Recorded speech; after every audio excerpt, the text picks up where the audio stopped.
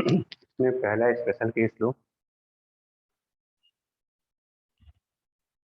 First case, when the charge particle has an initial velocity. First case, when the charge particle has initial velocity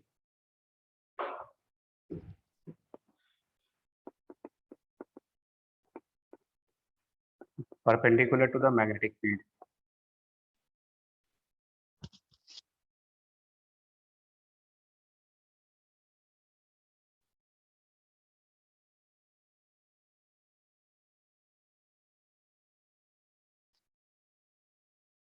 ठीक है, क्या result आता है इसमें?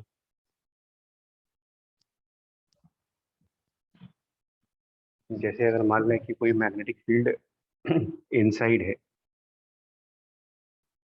Cross यानी कि बोर्ड के inside, suppose magnetic field B is uniform and inside,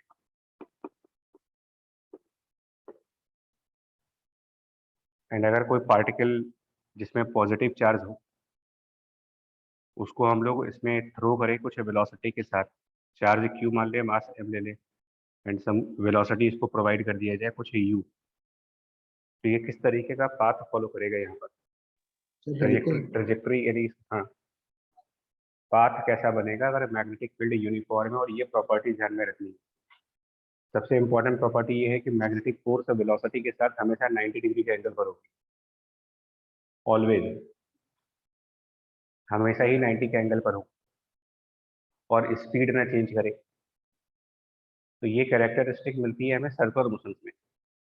uniform circular motion ही एक ऐसा एग्जांपल होता है जिसमें फोर्स हमेशा वेलोसिटी के परपेंडिकुलर रहता है और स्पीड चेंज नहीं होगी। तो यहाँ पर भी आप ये कहोगे कि ये चार्ज पार्टिकल एक सर्किल पे जाएगा, the trajectory of this charge will be a circle, वो मैकेनिक्स के पॉइंट से बोल सकते हो, बिकॉज कोई भी ऐसा फोर्स जो वेलोसिटी के साथ हमेशा परपेंडिकुलर बनेगा और मतलब फोर्स जो हमेशा वेलोसिटी के परपेंडिकुलर हो, नंबर वन, और नंबर टू की उससे स्पीड ना बदल पा रही है, तो ये एक कांस्टेंट स्पीड पर सर्कुलर मोशन स्टार्ट करना, सर्कुलर मोशन स्टार्ट करेगा। सर्कुलर मोशन ये क्लॉकवाइज डायरेक्शन में करेगा या फिर एंटी क्लॉकवाइज डायरेक्शन में करेगा? Sir anti clockwise. इसमें वो डिपेंड करेगा जो चार्ज हम दे रहे हैं उसमें साइन क्या है, मतलब वो पॉजिटिव चार्ज है या फिर नेगेटिव चार्ज है। इस केस में क्लॉकवाइज करेगी। कैसे डिसाइड करते हैं कि देखो, पहली बात तो आपको ये याद रखनी है कि ये मोशन सर्कल में होगा।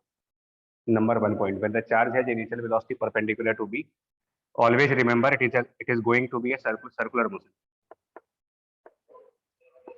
always, whenever velocity and magnetic fields are perpendicular it is going to be circle।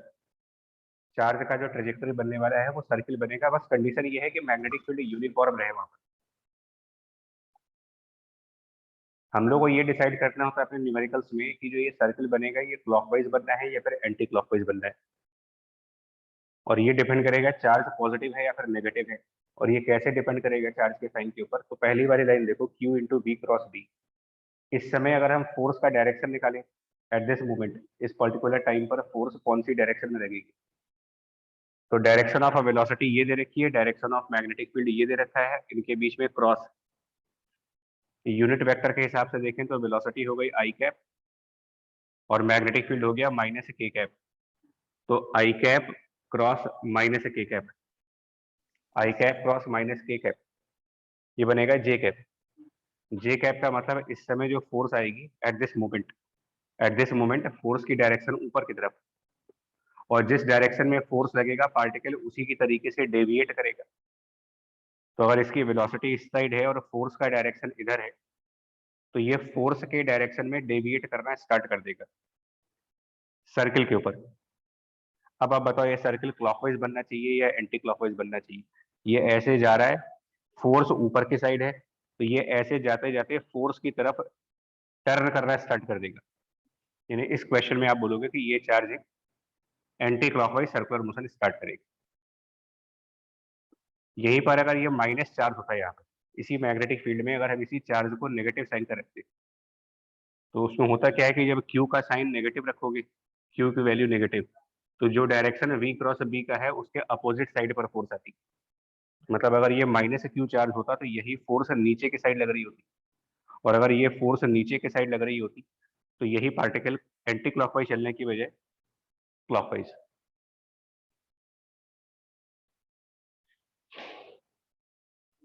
पर दो बातें अगर आप हमेशा ध्यान रखोगे ना, पहली चीज तो कि ये सर्कुलर मोशन होने वाला है, और दूसरी बात एक और ध्यान रखिएगा कि जो सर्कुलर मोशन होगा वो उसका जो प्लेन बनेगा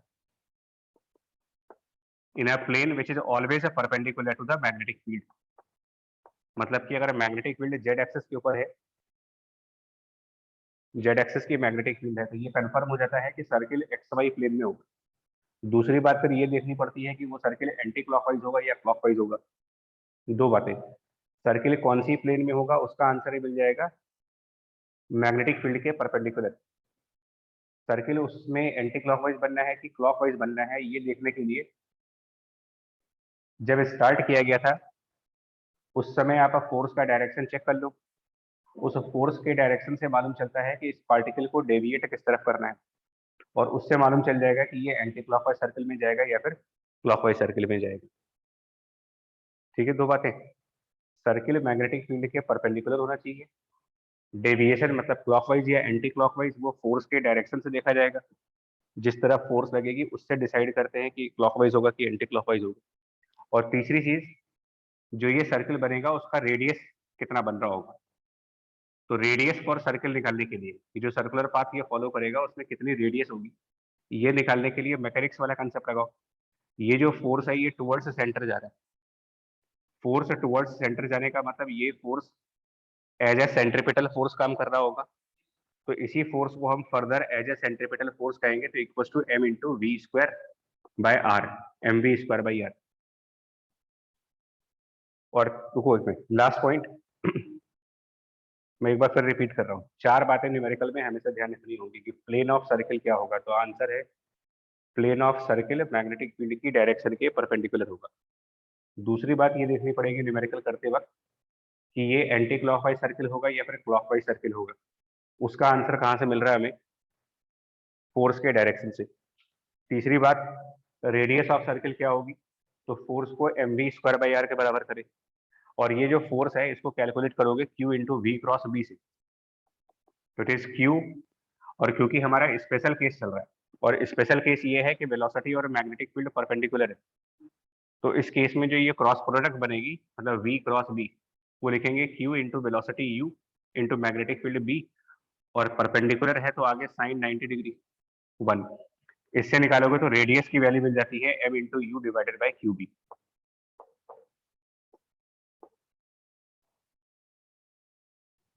ठीक है, 3 पॉइंट्स क्लियर हो गए।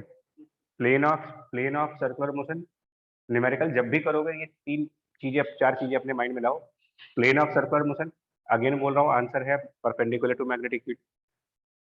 Sense of revolution, sense of revolution मतलब एंटी क्लॉकवाइज या फिर clockwise, look the direction of the force. तीसरी चीज रेडियस, वो फॉर्मूले से आ जाएगी M U by Q B. और चौथी चीज यूसीएम होगा या नॉन यूसीएम होगा, मतलब इसकी स्पीड बदलेगी कि नहीं बदलेगी, तो उसका आंसर क्लियर है कि स्पीड कैन नॉट चेंज। मतलब ये इस सर्किल पर जब भी चलेगा इसकी स्पीड हमेशा यू रहेगी, at any time the speed will be you. Velocity change हो रही है कि नहीं हो रही है इसमें, स्पीड नहीं चेंज हो रही है, वेलोसिटी चेंज हो रही है कि नहीं हो रही है, हो रही है। क्या चेंज हो रहा है वेलोसिटी में, डायरेक्शन पर। डायरेक्शन। तो फिर आते हैं इसमें एंगुलर स्पीड क्या है, क्योंकि ये सर्कुलर मोशन हो रहा है तो एंगुलर स्पीड भी निकालने को आती है ओमेगा। एंगुलर स्पीड अगर निकालोगे आप जिसको ओमेगा बोल रहे हो, दैट इज इक्वल टू, याद करिए सर्कुलर मोशन का काइनेमेटिक्स, लीनियर वेलोसिटी और ओमेगा में रिलेशन होता है कि अगर u इसकी लीनियर वेलोसिटी है और r इसका रेडियस है, तो ओमेगा निकालने के लिए linear velocity divided by radius, मतलब कि u बाई आर। तो जैसे u डिवाइडेड बाय r जब करेंगे तो उसका आंसर मिल जाएगा QB by M, angular velocity. और टाइम पीरियड ऑफ रिवॉल्यूशन निकालना होगा कि टाइम पीरियड क्या बन रहा होगा, एक सर्किल एक रिवॉल्यूशन कंप्लीट करने का टाइम पीरियड। तो time period will be capital T which is 2 pi divided by omega, तो जब इसको सॉल्व करेंगे तो टाइम पीरियड ऑफ रिवॉल्यूशन बन जाता है 2πm डिवाइडेड बाय QB। जब भी न्यूमेरिकल करोगे और इस तरीके से आगे बढ़ोगे तो कोई दिक्कत नहीं होती। अपने आप से सेल्फ क्वेश्चनिंग करो। प्लेन ऑफ सर्कल क्या है, आंसर उसका मिल जाएगा। जिस तरफ मैग्नेटिक फील्ड दी गई है उसके परपेंडिकुलर प्लेन में जाओ। मतलब कि y एक्सिस की मैग्नेटिक फील्ड होती तो z एक्स प्लेन का सर्कल बनाएंगे, z एक्सिस की मैग्नेटिक फील्ड है xy प्लेन का सर्कल बनाएंगे। सेंस ऑफ रिवॉल्यूशन एक बार फिर बोल दे रहे हैं कि फोर्स का डायरेक्शन देख लेना, उससे मालूम चल जाएगा कि ये क्लॉकवाइज होना है कि एंटी क्लॉकवाइज होना है। बट इस बात का भी ध्यान रखना है कि फोर्स का जब डायरेक्शन देखा जा रहा हो तो चार्ज का साइन भी देखा जाए। नहीं, नॉर्मली क्या होता है कि v क्रॉस b तो देख लेते हैं, और कभी कभी न्यूमेरिकल में नेगेटिव चार्ज दिया होता है, तो जब नेगेटिव चार्ज दिया होगा किसी न्यूमेरिकल में तो v क्रॉस b जिस डायरेक्शन में जाएगा उसके अपोजिट वाली साइड पर फोर्स दिखाएगी, और उस हिसाब से पता करेंगे कि ये क्लॉकवाइज होगा कि एंटी क्लॉकवाइज होगा। रेडियस निकालने के लिए फॉर्मूला हो जाएगा m into U upon Q B.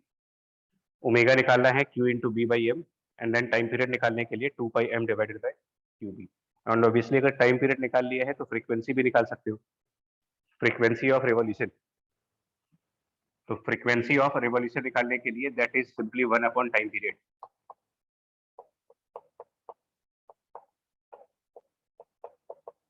और इस फ्रीक्वेंसी को मोस्टली एक नाम से जानते हैं, मतलब इसका एक नाम होता है, बाय नेम इसको बोला जाता है cyclotron frequency. Actually cyclotron instrument होते हैं जहां पर चार्ज पार्टिकल को रिवॉल्व किया जाता है। तो कभी कभी ये भी पूछ लेते हैं कि कैलकुलेट द साइक्लोट्रॉन फ्रीक्वेंसी। तो साइक्लोट्रॉन फ्रीक्वेंसी को नई चीज नहीं, सिर्फ इसी टाइम पीरियड का रेसिप्रोकल।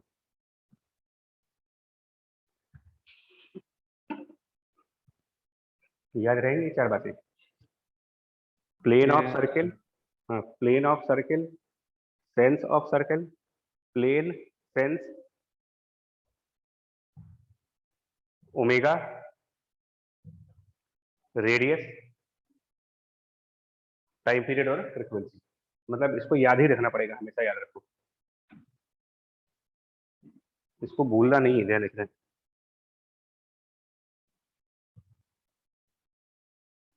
होता क्या है कि न्यूमेरिकल आता है तो लोग डायरेक्ट फॉर्मूले पे कूद जाते हैं, बिना विदाउट एनालिसिस सीधे फॉर्मूले पे कूद गए, उसके बाद फंस जाते जाकर। सबसे पहले ये देखिएगा कि प्लेन ऑफ सर्किल क्या बनेगा, सबसे पहला स्टेप। उसके बाद क्लॉकवाइज एंटी क्लॉकवाइज भी देखो। फिर बोल रहा हूँ चार्ज का साइन इंपॉर्टेंट है, अगर भूल गए तो सब बराबर।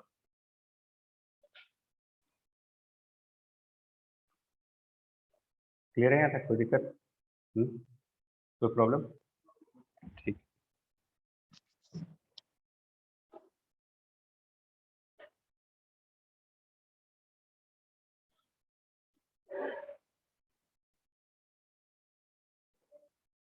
ठीक है, बट ये सारी बातें तभी होंगी, फिर से एक और बात होगी, ये सारी बातें तभी हैं जब दो कंडीशंस लगाई गई है। एक कंडीशन तो ये लगाई गई है कि मैग्नेटिक फील्ड यूनिफॉर्म रहे, और दूसरी कंडीशन ये पुट की गई है कि वेलोसिटी जो है वो मैग्नेटिक फील्ड के साथ, पर दोनों ही कंडीशंस हैं।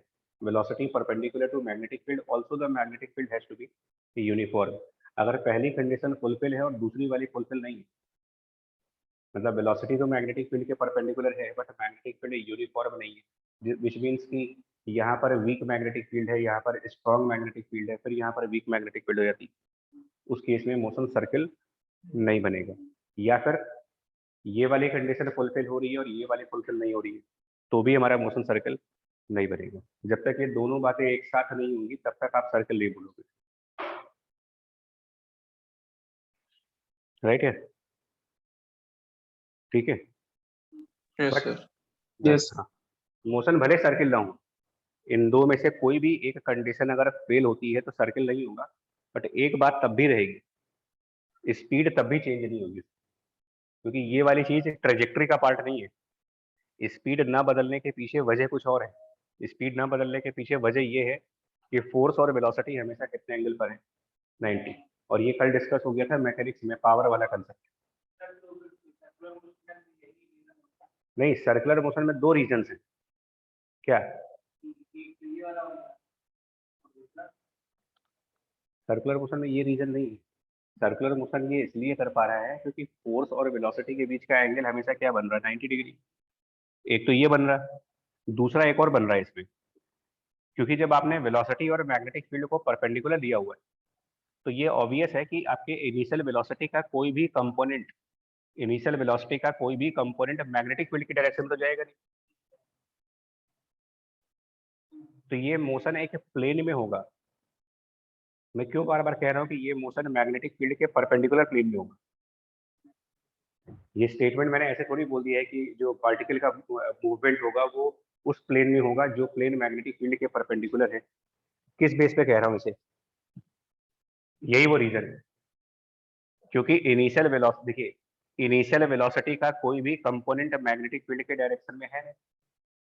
फॉर एग्जांपल कि अगर हमारी मैग्नेटिक फील्ड मान लीजिए वाई एक्सिस पर है या जेड एक्सिस पर है, और अगर आपसे कहा जा रहा है कि वेलोसिटी और मैग्नेटिक फील्ड 90 डिग्री के एंगल पर, तो इसका क्या मतलब हुआ कि वेलोसिटी कौन सी प्लेन में रहेगी, आई जी एक्स वाई प्लेन में। और दूसरी स्टेटमेंट ये देखो, फोर्स और वेलोसिटी हमेशा 90 डिग्री पर आएगी। In fact not only velocity, force is also perpendicular to velocity as well as v और b दोनों का क्रॉस है ना यहाँ पर, तो ये v भी होगा और b भी होगा, यहाँ पर दोनों बातें होंगी। अब आप समझो, ये ऑब्वियस नहीं है, समझिए। वेलोसिटी और मैग्नेटिक फील्ड के परपेंडिकुलर होने की वजह से आपका एक पॉइंट ये आ रहा है कि इनिशियल वेलोसिटी का कोई भी कंपोनेंट मैग्नेटिक फील्ड की डायरेक्शन में नहीं जाएगा, और फोर्स का भी कंपोनेंट मैग्नेटिक फील्ड के डायरेक्शन में नहीं आ सकता, क्योंकि फोर्स हमेशा मैग्नेटिक फील्ड के परपेंडिकुलर है, वेलोसिटी भी मैग्नेटिक फील्ड के परपेंडिकुलर है। तो ना तो फोर्स का कोई कंपोनेंट मैग्नेटिक फील्ड की डायरेक्शन में है, ना वेलोसिटी का कोई कंपोनेंट मैग्नेटिक फील्ड की डायरेक्शन में। यानी जिस डायरेक्शन में मैग्नेटिक फील्ड है उस तरफ मूव करने के लिए कुछ है ही नहीं। तो किसी भी डायरेक्शन में मूव करने के लिए या तो आपको वेलोसिटी मिले या तो फोर्स मिले, दोनों ही चीजें एब्सेंट है। समझ आई? इसीलिए जिस डायरेक्शन में मैग्नेटिक फील्ड होगा उस डायरेक्शन में किसी भी तरीके की मूवमेंट नहीं हो सकती। तो अगर ये जेड एक्सिस है तो ये कंफर्म हो गया कि जेड एक्सिस पर मूवमेंट नहीं होगी। अब अगर जेड एक्सिस पर मूवमेंट नहीं होगी तो क्लियर है कि मूवमेंट एक्स वाई प्लेन में होगा। फिर आई बात समझ में? दूसरा रीजन, दूसरा केस, अगर यही वेलोसिटी मैग्नेटिक फील्ड के परपेंडिकुलर नहीं होती तो क्या कंडीशन बनती थी? Velocity non perpendicular to magnetic field, देखो क्या बनेगा। हेलिक्स बनेगा। हाँ, non perpendicular to the magnetic field, ये केस ले लीजिए। आया कि नहीं अभी समझ में कि सर्कुलर मोशन के पीछे दो रीजन क्या थे? दो चीजें साइमल्टेनियस थी, वेलोसिटी और फोर्स दोनों मैग्नेटिक फील्ड के परपेंडिकुलर है। हाँ, इसमें क्या होगा यार बताना जरा, जैसे ये वाला केस ले आकर।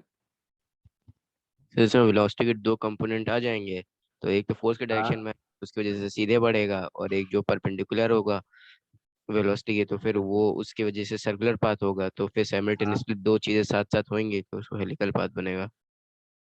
तो जैसे मान लें कि अगर हम जैसे बोल रहे हो उस हिसाब से अगर हम ये मान लें,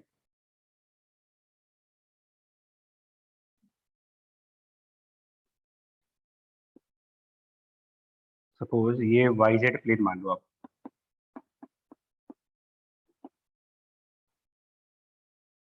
और ऑब्वियसली अगर ये वाई जेड प्लेन है तो इसके परपेंडिकुलरली आप एक्स एक्सिस दिखाओ,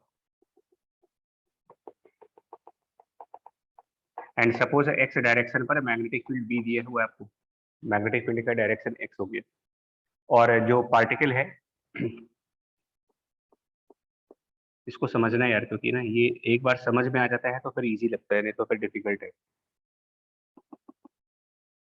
उधर एक्स एक्सिस दिखा रहे हैं, इसको वाई एक्सिस दिखा दे रहे हैं, और ऊपर के साइड पर कौन सी एक्सिस दिखा रहे हैं हम यहाँ पर, जेड।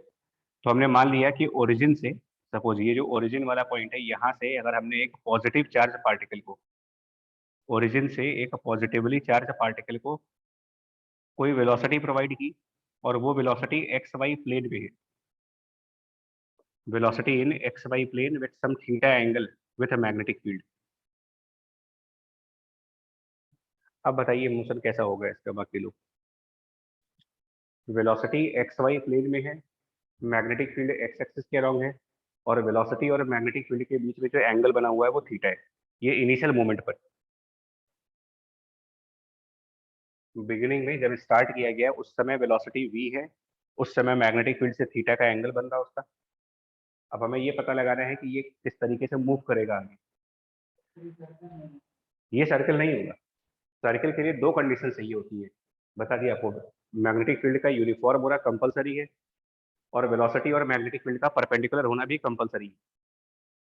हमने क्या कहा, दोनों में से एक भी कंडीशन अगर फेल हो रही है तो ये सर्कुलर मोशन नहीं हो सकता। अब क्या होगा वो देखना है हमें। सर्कल तो नहीं बन रहा है ये, बट कुछ तो बन रही, कुछ और बन रहा होगा।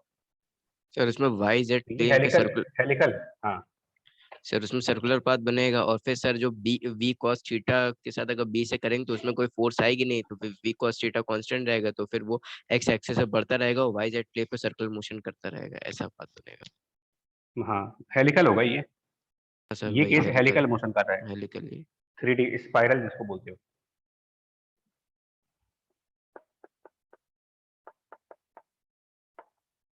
Helical path. अब हेलिकल पाथ कैसा होता है, कैसे होते हैं हेलिकल पाथ? रिवॉल्यूशन भी कर, जैसे जैसे स्क्रू का मतलब नहीं होता पेच, जब हम एक स्क्रू को टाइट करते हैं तो वो घूमता भी है और आगे भी बढ़ता है। तो वैसे ही होगा, जैसे स्क्रू मूव करते हैं पेच, अगर आप किसी स्क्रू को टाइट करो तो जैसे जैसे आप स्क्रू ड्राइवर चलाते हो तो वैसे वैसे वो रोटेट भी करते हैं, स्क्रू रोटेट भी करते हैं, और साथ में टाइट हो रहे हैं या फिर लूज हो रहे हैं तो वो अंदर भी मूव कर सकते हैं और बाहर। तो उसको बोल रहे हो आप हेलिकल। स्क्रू टाइप, जैसे पेज को टाइट टाइट लूज या टाइट करते हैं वैसा मोशन होगा ये। तो स्क्रू के मोशन भी तो दो हो सकते हैं ना यार। मतलब कहीं पर अगर कोई पेच लगा है, मान लीजिए कोई कोई कील लगानी है मेरे को, तो स्क्रू ड्राइवर से आप टाइट भी कर सकते हो और उसको खोल भी सकते हैं। तो ये किस टाइप की कंडीशन बन रही होगी, ये इसी को हेलिकल बोलते हो, हेलिकल पाथ या स्क्रू टाइप मतलब मोशन कह सकते हैं। तो अब ये देखना पड़ेगा, ये बेसिकली क्या होगा ना कि वेलोसिटी को देखो आप। इनिशियल वेलोसिटी बड़ा इंपॉर्टेंट पार्ट है ये। इनिशियल वेलोसिटी का एक कंपोनेंट मैग्नेटिक फील्ड के डायरेक्शन में जा रहा है। तो जो कंपोनेंट वेलोसिटी का मैग्नेटिक फील्ड के अलोंग है, component of the initial velocity which is parallel to magnetic field, जो इस पर्टिकुलर सिचुएशन में क्या लिखा जाएगा, अगर ये v है ये थीटा है तो कौन सा v cos theta, v cos theta. एक तो ये हो गया, और वेलोसिटी का एक और कंपोनेंट है जो y एक्सिस के अलोंग जाएगा, जिसको आप कहोगे कि this is the component of velocity perpendicular to the magnetic field. मैं इसको वर्ड्स में इसलिए लिख रहा हूँ ना, कभी कभी क्या होता है कि थीटा वाला एंगल इधर वाले साइड से दिया होता है, तो जरूरी नहीं है कि ये हमेशा v cos थीटा होगा। ये डिपेंड करता है कि एंगल थीटा जो है वो आप किधर से ले रहे हो सकता है ये v sin थीटा हो जाए। अगर थीटा एंगल हम y एक्सिस से दे देंगे तो ये इधर v sin थीटा आ जाएगा। तो उसको इस तरीके से ना याद करिए कि cos और sin, बेसिकली ऐसे याद करो कि वेलोसिटी का कंपोनेंट मैग्नेटिक फील्ड की तरफ और वेलोसिटी का कंपोनेंट मैग्नेटिक फील्ड के परपेंडिकुलर। अब वो किस किस में cos आना है, किस में sin आना है, डिपेंडिंग है न्यूमेरिकल में थीटा एंगल हमें कौन सी एक्सिस के साथ बना करके दिया जा रहा है। फिलहाल इस क्वेश्चन में तो ये v sin थीटा होगी, इधर v sin थीटा, इधर v cos थीटा।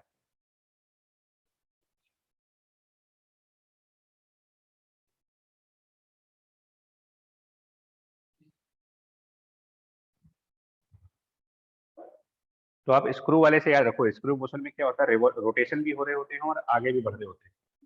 तो जो ये वाला कंपोनेंट है, component of the velocity perpendicular to magnetic field, ये कॉस आए चाहे साइन आए जो भी है, ये एक तरीके का लीनियर मोशन प्रोवाइड करेगा आपको। ये मोशन है लीनियर, लीनियर मोशन के लिए पता, यानी कि ये पार्टिकल एक्स एक्सिस की तरफ आगे जाएगा। और जो दूसरा वाला कंपोनेंट है, component of the velocity which is perpendicular to magnetic field, second component, ये हमें रिवॉल्यूशंस प्रोवाइड करेंगे।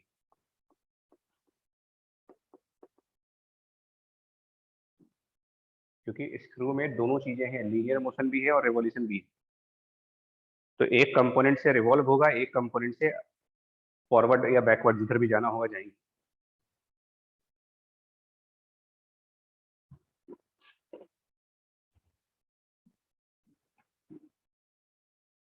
revolutions will be due to the component of velocity which is perpendicular to magnetic field, and linear motion will be due to the component of velocity which is parallel, which can be v cos theta or it can be v sin theta also depending. अब आते हैं कि जो revolution होगी उसका sense क्या होगा, clockwise revolution होगी कि एंटी क्लॉकवाइज, बिकॉज एक स्क्रू दोनों तरीके से घूमता है, एक स्क्रू को लूज करेंगे और टाइट करेंगे तो उसका मोशन कभी क्लॉकवाइज भी हो सकता है और एंटी क्लॉकवाइज भी हो सकता है। तो ये रिवॉल्यूशन कौन से सेंस में होगी, सेंस ऑफ रिवॉल्यूशन। तो इसके लिए फिर वही तरीका है, सेंस ऑफ रिवॉल्यूशन जब भी चेक करना हो सिर्फ फोर्स का डायरेक्शन देखा जाए, चेक करिए फोर्स कौन से डायरेक्शन में काम करेगी यहाँ पर, और फोर्स इनमें से एक मिनट, फोर्स इनमें से वेलोसिटी के कौन से कंपोनेंट की वजह से आएगा। अगर वो क्रॉस प्रोडक्ट में चल रहा है तो ये वाला कंपोनेंट फोर्स में पार्टिसिपेट करेगा या फिर ये वाला कंपोनेंट फोर्स में पार्टिसिपेट करेगा, थीटा वाला परपेंडिकुलर वाला, पैरेलल वाला कंपोनेंट से फोर्स नहीं आ सकता। तो अब ये एक तरीके से वेलोसिटी की डायरेक्शन हो गई जिससे आपको फोर्स मिलने वाला है, तो ये वाई एक्सिस की तरफ है, मतलब वेलोसिटी के जिस कंपोनेंट से फोर्स आना है वो वाई एक्सिस पर है। तो यहाँ पर हो गया जे कैप और मैग्नेटिक फील्ड एक्स पर है, यानी हो गया आई कैप। नाउ जे क्रॉस आई, जे क्रॉस आई क्या के कैप की माइनस के कैप, माइनस के कैप माइनस के कैप, यानी इसका फोर्स हुआ माइनस के कैप। माइनस के कैप का मतलब नीचे की तरफ, तो जब नीचे की तरफ फोर्स हुई तो उधर की तरफ डेविएट करना है आपको, जिस साइड फोर्स है उधर ही डेविएट करें। अब आप बताओ अगर हम सामने से खड़े होकर के देखें तो ये क्या बोला जाएगा। अगर हम यहाँ से खड़े होकर के देख रहे हैं और हमें दिख रहा है कि ये पार्टिकल नेगेटिव जेड एक्सिस की तरफ टर्न कर रहा है, ये वेलोसिटी है वाई डायरेक्शन में, और सामने खड़े होकर दिख रहे हो आप और आपको ये दिख रहा है कि इसका डेविएशन नेगेटिव जेड की तरफ जा रहा है, तो ये क्लॉकवाइज मोशन नहीं बोलेंगे कि अगर हम यहाँ से खड़े होकर देखेंगे तो ये क्लॉकवाइज रिवॉल्यूशन आएगी इस साइड से। तो नहीं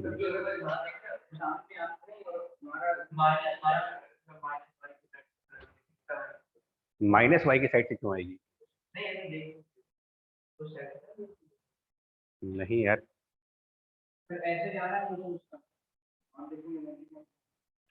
कैसे जा रहा है,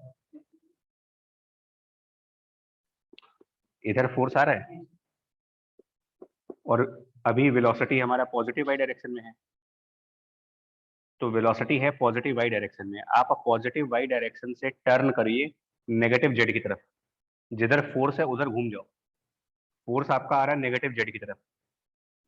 तो अगर हम पॉजिटिव वाई डायरेक्शन को नेगेटिव जेड डायरेक्शन की तरफ घुमाएं,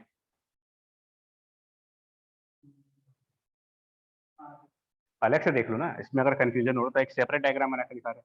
तो ये हमने एक प्लेन बनाया, ये हमारी डायरेक्शन पॉजिटिव वाई की है और नीचे की डायरेक्शन नेगेटिव जेड की है, और सामने खड़ा हुआ जो बंदा है उसको क्या दिख रहा है कि ये वाली चीज इधर घूम रही है, positive Y direction turning towards negative Z direction, यानी इस तरीके से रिवॉल्व हो रहे हैं। अब बताइए इसको क्या दिखेगा, ये क्लॉकवाइज, उधर से क्लॉकवाइज दिखेगा, पॉजिटिव एक्स की साइड से क्लॉकवाइज दिखेगा, नेगेटिव एक्स की साइड से एंटी क्लॉकवाइज दिखेगा। सीधा सा रूल यही होता है कि जिस तरफ वेलोसिटी है उस डायरेक्शन को घुमाना है किधर की तरफ, जिधर फोर्स काम कर रहा है। वेलोसिटी वाली डायरेक्शन को फोर्स वाले डायरेक्शन में टर्न करके देखो, वेलोसिटी वाली डायरेक्शन को फोर्स वाली डायरेक्शन में घुमाएंगे तो मालूम चल जाएगा कि ये क्लॉकवाइज घूमना है कि एंटी क्लॉकवाइज घूमना है। कंबाइंड मोशन कैसा होगा, दोनों चीजें साथ हो रही है, मतलब कि अगर हम पॉजिटिव एक्स डायरेक्शन से देख रहे हैं तो ये पार्टिकल क्लॉकवाइज रिवॉल्व करता है और साथ ही साथ एक्स डायरेक्शन में आगे भी आ रहा है, इधर लीनियर मोशन भी हो रही है। अब बताइए ओवरऑल मोशन क्या बोलूँ, स्क्रू वाला तो हुआ, लेकिन ये स्क्रू वाला मोशन कैसा हुआ, प्लस एक्स एक्सिस की तरफ जा रहा है। हाँ प्लस एक्स की तरफ, मतलब ये ऐसे घूमता घूमता मतलब इधर से घूमेगा और साथ में एक्स डायरेक्शन में आगे भी बढ़ रहा होगा।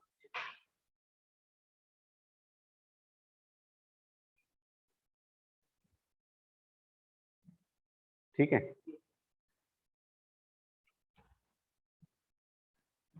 ओवरऑल मोशन क्या बोलोगे अगर ऑप्शंस में है कि ओवरऑल मोशन सर्कुलर है, लीनियर है, हेलिकल है,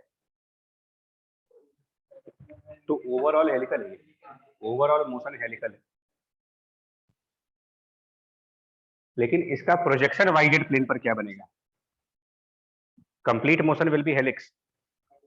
लेकिन अगर पूछा जाए कि what is the projection of that helix, यानी projection of helical motion on Y Z plane, Circle. वो सर्किल बोला जाएगा। Projection of helical motion on Y Z plane, उसको आप कहोगे कि ये सर्किल बनने वाला है। एक्चुअल में सर्कुलर मोशन नहीं हो रही है यहाँ पर, एक्चुअली कोई सर्कुलर मोशन नहीं हो रही, क्योंकि सर्किल बनने के साथ साथ ही आप आगे बढ़ रहे हो, तो एक्चुअली सर्किल बनेगा नहीं।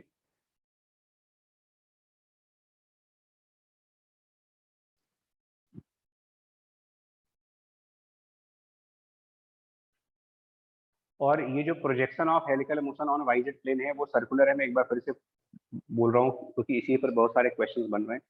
इज इट क्लॉकवाइज सर्किल और एंटी क्लॉकवाइज सर्किल? तो इसका आंसर आप क्या दोगे? डिपेंड करता है कि देख कौन से साइड से रहे। अगर पॉजिटिव एक्स डायरेक्शन से देख रहे हैं तो ये क्लॉकवाइज है। अगर ये पॉजिटिव चार्ज है तो ये भी पलट जाता है। अगर मान लीजिए यही चार्ज नेगेटिव का होता, अभी तो ये पॉजिटिव चार्ज लेके चल रहे हो आप, अगर यही सब कुछ सेम होता, बस चार्ज का साइन नेगेटिव रहा होता, तब तो ये एंटी क्लॉक।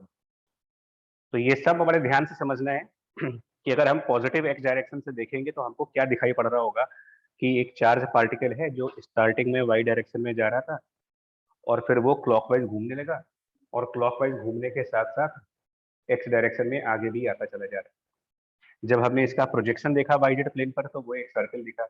उस सर्किल का रेडियस क्या होगा? तो उसका रेडियस अभी पीछे हम लोगों ने फॉर्मूला निकाला था m into U upon Q B, लेकिन उसमें जो u रखते थे अभी V जो sin डेरिवेशन थीटा वाला। u, तो यहाँ पर जो सर्किल हो रहा है वो इस कंपोनेंट से हो रहा है।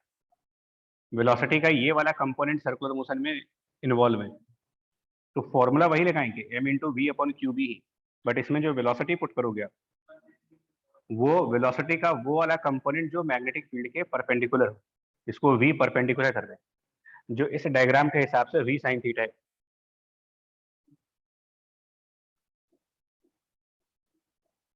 और रिवॉल्व करने की एंगुलर स्पीड क्या होगी? ये तो सर्कुलर जो रिवॉल्यूशन हो रहा है उसका रेडियस ओमेगा क्या होगा? तो पीछे के डेरिवेशन देखो अभी, क्यूब भी इसके है। जस्ट पहले जो ओमेगा डिराइव किया है उस ओमेगा में स्पीड का कोई टर्म ही नहीं है। सबसे इंपॉर्टेंट पार्ट है, ओमेगा में स्पीड का कोई टर्म नहीं था, वो क्यू बी अपॉन एम। तो ओमेगा कहीं पर भी अगर आएगा तो उसका एक ही फॉर्मूला रहने वाला है, क्यू बी बाई एम।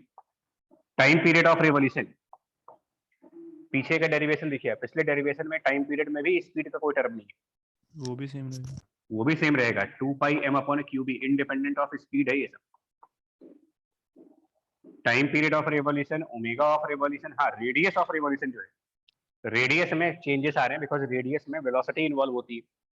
तो जिसमें वेलोसिटी इन्वॉल्व है उसमें हम वेलोसिटी का सिर्फ वो कंपोनेंट रखें जो मैग्नेटिक फील्ड के परपेंडिकुलर है।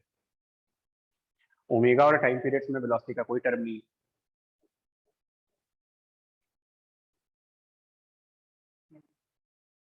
मतलब कि अगर चार्ज पार्टिकल रिवॉल्व कर रहा है ना तो उसका टाइम पीरियड इस बात का नहीं डिपेंड करता है कि वो हेलिकल मोशन में रिवॉल्व हो रहा है या प्योरली सर्कुलर मोशन में रिवॉल्व हो रहा है। चाहे वो प्योरली सर्कुलर मोशन में रिवॉल्यूशन दिखाए या फिर हेलिक्स बन के रिवॉल्व करे, दोनों ही केसेस में time period omega same form में।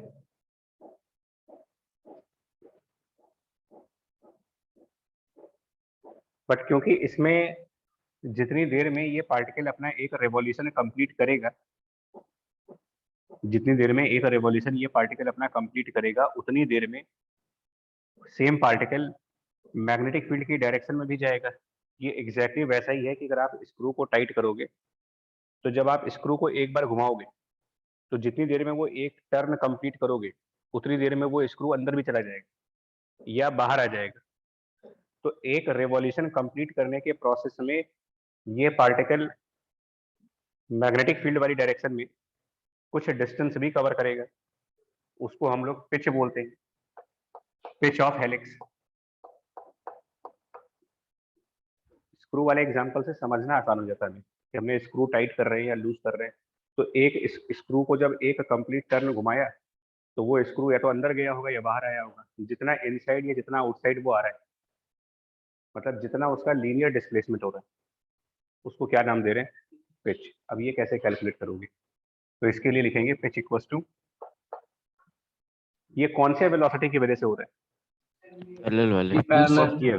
तो आप देखोगे वेलोसिटी का parallel component multiplied by time क्या है, जितनी देर में एक रेवोल्यूशन कंप्लीट हुआ है, तो एक रेवोल्यूशन कंप्लीट होने का टाइम पीरियड, यानी कि v parallel multiplied by time period, इसको पिच बोल सकते हैं।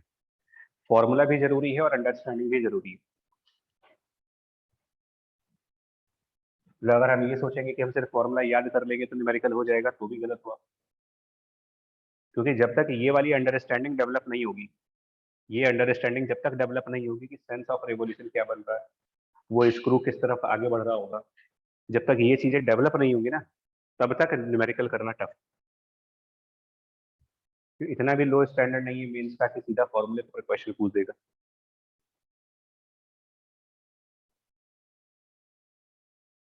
मैं फॉर्मूला तो बोर्ड वालों को भी पता है, मतलब इवन कोई भी याद कर सकता है इस फॉर्मूले को, क्या है इसमें।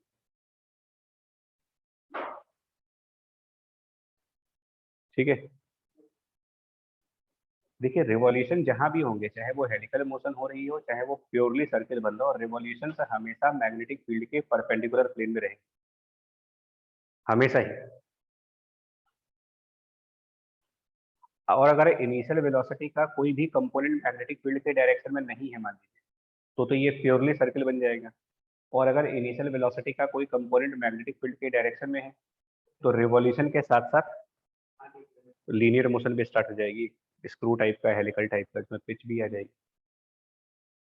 और स्पीड के बारे में क्या बोलोगे, even speed of this particle, तो उसका एक कॉमन आंसर है, ट्रेजेक्ट्री कोई भी हो जाए, कैसी भी ट्रेजेक्ट्री हो, speed of particle can not change, हमेशा सेम रहेगी ऑलवेज, किसी भी टाइम इस पार्टिकल की स्पीड भी रहेगी।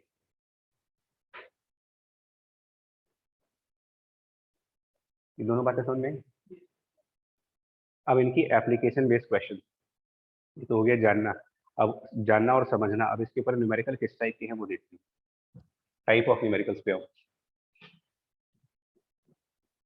प्रोसीड करने से पहले एक बार फिर क्लियर कर दे रहे हैं, दो तीन चार बातें अपने माइंड में बार बार बोल रहा हूँ इसलिए ताकि याद हो जाए। एक तो ये कि ओमेगा और टाइम पीरियड किसी भी रिवॉल्यूशन में सेम आएगी, चाहे वो सर्कुलर रिवॉल्यूशन हो रही हो, चाहे वो हेलिकल हो रही हो, दोनों में ओमेगा और टाइम पीरियड में कोई फर्क नहीं है। रिवॉल्यूशंस जो होंगे मैग्नेटिक फील्ड की गिवन डायरेक्शन के परपेंडिकुलर प्लेन में होंगे। ठीक है, रिवॉल्यूशन का जो रेडियस होगा वो m into V divided by Q B. अगर ये सिर्फ रिवॉल्यूशन हो रहा है, हेलिक्स नहीं बन रहा वहां पर, तो वेलोसिटी में आप कंप्लीट वेलोसिटी रखो। और अगर हेलिकल बन रहा है तो हम वेलोसिटी का सिर्फ एक कंपोनेंट पुट करेंगे, वो भी वो वाला कंपोनेंट जो मैग्नेटिक फील्ड के परपेंडिकुलर रहेगा। होगी इतनी बातें समझ में आ गई? चलो स्टार्ट करें।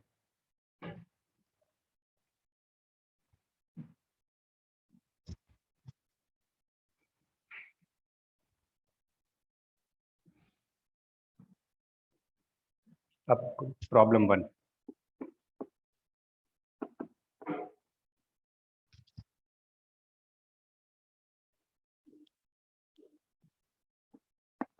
लिख रहा हूँ इसको वर्ड्स में लिखूंगा। A charge q at rest is accelerated by potential difference equals to v before it enters into uniform magnetic field. Before it enters, sorry एक चीज मिस हो गई है, before it enters perpendicular, है ना, मतलब मैग्नेटिक फील्ड के perpendicularly entry हो रही है। चार्ज पार्टिकल की एंट्री मैग्नेटिक फील्ड के परपेंडिकुलर साइड से आ रही है, before it enters into the uniform magnetic field. Find, बहुत बेसिक क्वेश्चन होता है इसमें। Number 1 is the radius, number 2 is omega and number 3 is frequency of revolution. Fundamental question.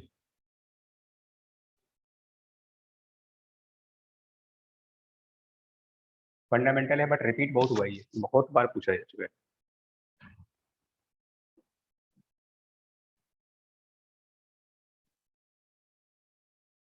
देखो कल एक बात डिस्कस हो रही थी यार कि एचसीवी का एक डाउट डिस्कस कर रहे थे कि मैग्नेटिक फील्ड में चार्ज को एक्सेलरेट कर सकते हैं कि नहीं कर सकते। था नहीं क्वेश्चन उसमें लोगों ने गलत आंसर दे दिया था। कर सकते सही हैं। आंसर क्या था? कर सकते हैं। एक्सेलरेट तो यानी कि इलेक्ट्रिक फील्ड भी एक्सेलरेट कर सकती है और मैग्नेटिक फील्ड भी एक्सेलरेट करती है, बट दोनों के एक्सेलरेट करने का तरीका अलग होता है। मैग्नेटिक फील्ड जब एक्सेलरेट करती है तो स्पीड नहीं चेंज करती, लेकिन इलेक्ट्रिक फील्ड जब एक्सेलरेट करेगी तो स्पीड भी उसमें क्या करेगी, चेंज होगी। तो वही चीज हो रही है, पार्टिकल जो रेस्ट पे था उसको पहले आपने एक्सेलरेट किसके थ्रू किया हुआ है, एक्सेलरेटेड बाय पोटेंशियल डिफरेंस, और पोटेंशियल डिफरेंस का इनडायरेक्ट मतलब है इलेक्ट्रिक फील्ड। यानी तो जब पोटेंशियल डिफरेंस लगा करके एक्सेलरेट करोगे तो यहाँ पर तो स्पीड बदल जाएगी ना उसकी। पोटेंशियल डिफरेंस के थ्रू एक्सेलरेट करने का मतलब हुआ इलेक्ट्रिक फील्ड होगी, तो इलेक्ट्रिक फील्ड में तो एक्सेलरेशन आएगी तो उसमें स्पीड बदल जाती है। तो पहला पार्ट आप इसमें क्या करोगे, मतलब पहला part acceleration bye potential difference, तो जहां पर भी ये स्टेटमेंट देखो कि a charge is accelerated bye potential difference, it clearly मतलब इसका सीधा सा मतलब है चेंज ऑफ स्पीड।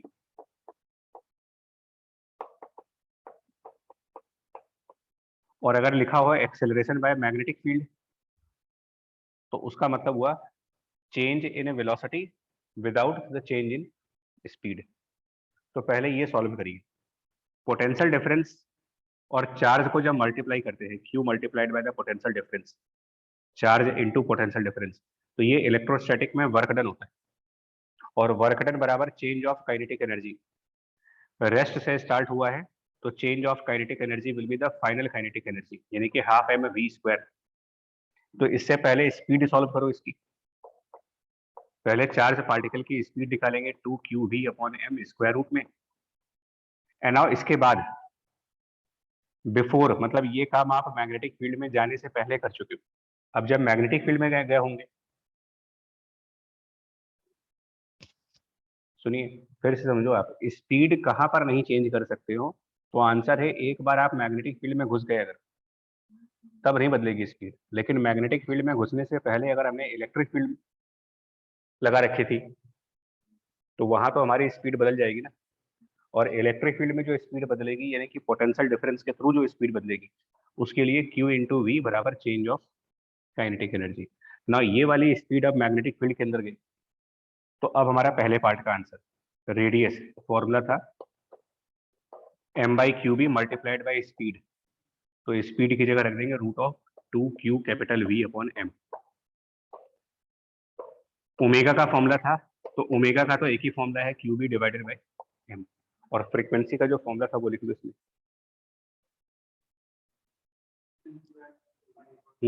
अभी भी गलती करोगे, लेकिन अभी भी गलती कर रहे हैं, इस बात को नहीं समझ पा रहे ना तो गलतियां होंगी। 100% इसको दिमाग में बिठाओ, स्पीड बदल रही है, अगर स्पीड तभी बदल सकती है जब इलेक्ट्रिक फील्ड लगे।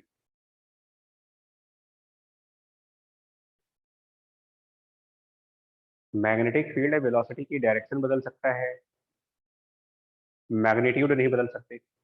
मैग्नीट्यूड बदलनी है वेलोसिटी की यानी कि स्पीड लाना है, स्पीड बढ़ानी है, स्पीड कम करनी है, तो नेसेसरी है इलेक्ट्रिक फील्ड यानी कि पोटेंशियल डिफरेंस। और उसमें फॉर्मूला यही लगाओगे, Q इंटू पोटेंशियल डिफरेंस बराबर change of kinetic energy which is work energy theorem.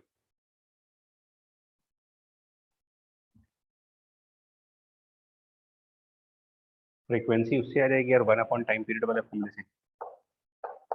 क्या था इसका, था क्यू बी अपॉन 2 पाई m शायद। इसमें स्पीड का कोई काम ही नहीं है, time omega frequency time period में स्पीड का कोई काम नहीं।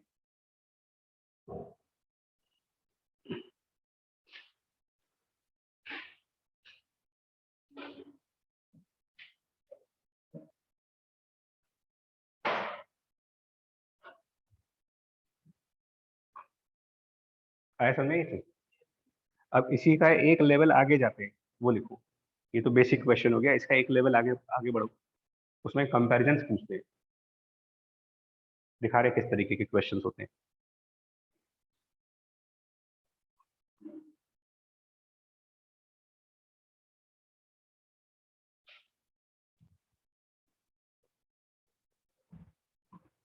देखो यार, तो इसमें एक चार्ज की बात की है ना, अब उसमें अगला क्वेश्चन इस तरीके का होता है इसमें, second question, alpha particle proton, alpha particle proton and capital D deuterium, deuteron जिसको बोलते हो ड्यूट्रॉन, आप वर्ड्स पर लिखना है, alpha particle proton and deuteron all at rest are accelerated, all at rest are accelerated by potential difference V before they enters into the uniform magnetic field. अब इसमें ये सब नहीं निकालना मेरे को, find ratio of radii, ratio of omega, ratio of frequency, इस तरीके से पूछते हैं, या फिर ये पूछ लेते हैं किसका ओमेगा ज्यादा आएगा, किसकी रेडियस ज्यादा आएगी। Alpha particle proton and neutron all at rest are accelerated by potential difference V before they enters into uniform magnetic field.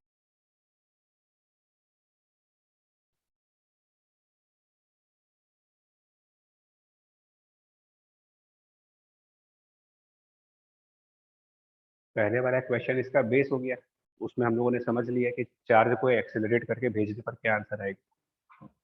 अब उस रिजल्ट को यहाँ यूज करना है।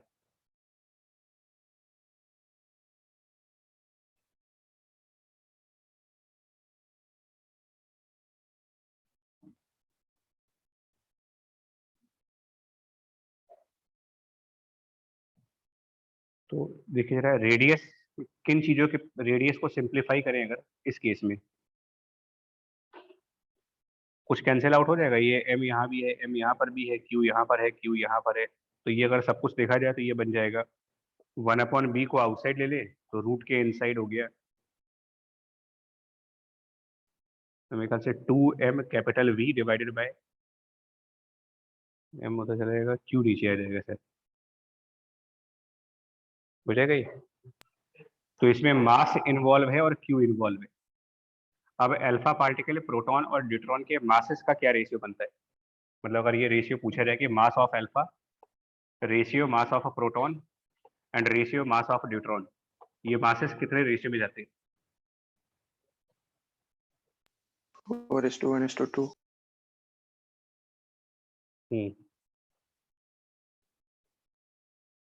तो अल्फा पार्टिकल मतलब दो न्यूट्रॉन होते हैं, दो प्रोटॉन होते हैं, दो न्यूट्रॉन दो प्रोटॉन, प्रोटॉन में तो एक सिंगल हो गया, और न्यूट्रॉन में 1s2 है, ये 1s2, कितने न्यूट्रॉन प्रोटॉन हो गए? इतना टाइम लगा रहे बच्चे, इतना टाइम अगर इन क्वेश्चंस में सोचने में लग रहा है ना। अल्फा में दो प्रोटॉन दो न्यूट्रॉन, मास हो गया 4, प्रोटॉन सिंगल है, और न्यूट्रॉन 1h2, एक प्रोटॉन एक न्यूट्रॉन। चार्जेस का रेशियो फाइंड करेगा, charge of alpha ratio charge of proton ratio charge of neutron.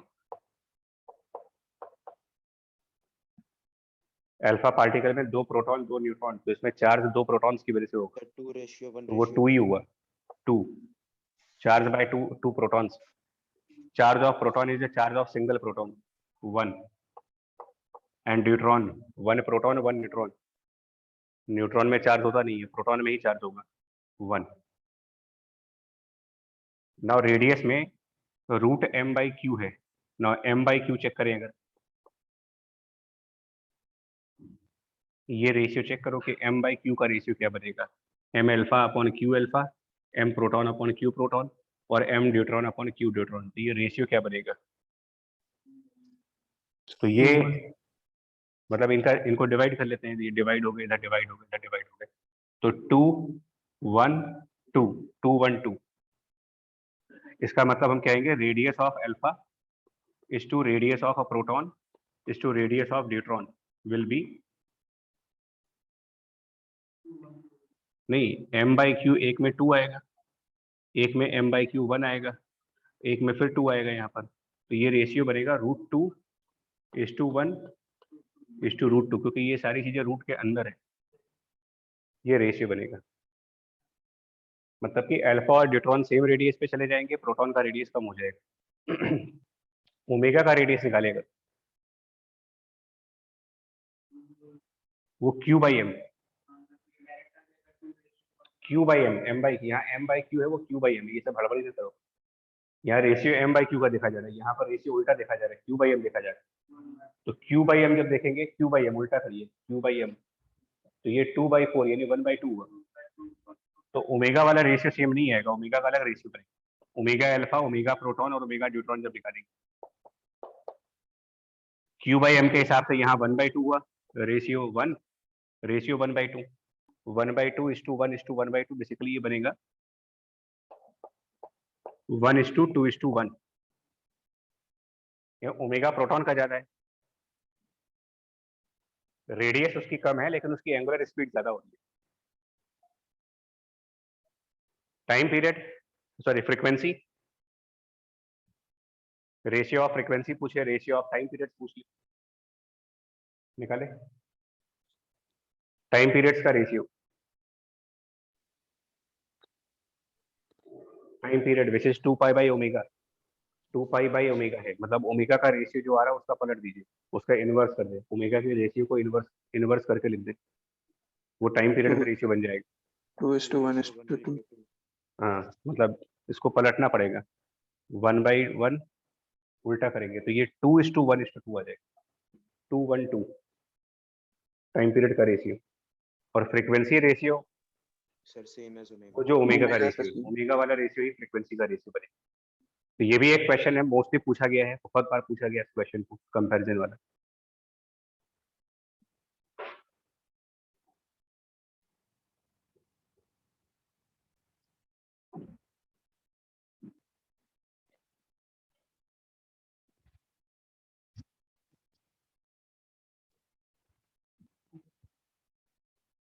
अब देखो इसमें क्वेश्चन और भी हो सकते हैं,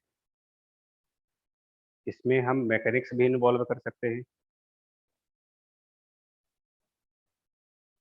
मैकेनिक्स का इन्वॉल्वमेंट भी कर सकते हो इन क्वेश्चंस में, और भी चीजें इन्वॉल्व कर सकते हैं। मैकेनिक्स का इन्वॉल्वमेंट कैसे कर सकते हैं वो दिखा रहे हैं, देखिए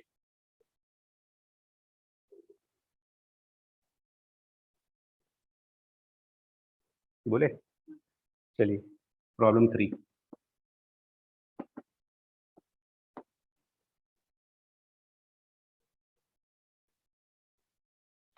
वर्ड्स में लिखो जरा। There is uniform magnetic field, there is a uniform magnetic field, there is a uniform magnetic field capital B, a uniform magnetic field capital B along negative z direction, there is a uniform magnetic field capital B along negative z direction. A particle of charge capital Q, a particle of charge capital Q and mass capital M, a particle of charge capital Q and mass capital M is at rest, is at rest, is at rest in this magnetic field, is at rest in this magnetic field, is at rest in this magnetic field. Due to some internal explosion, due to some internal explosion, due to some internal explosion,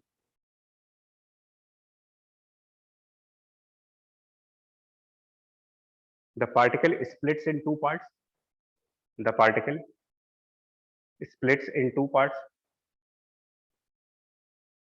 of a mass ratio, the particle splits in two parts of a mass ratio 1:2, of mass ratio 1:2.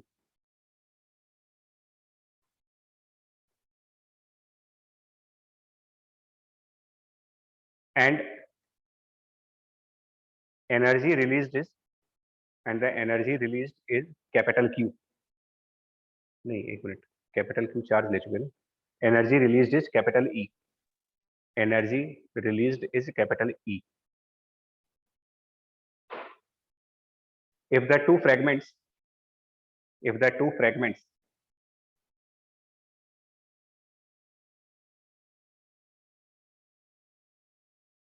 move in the plane perpendicular to magnetic field, move in the plane perpendicular to magnetic field.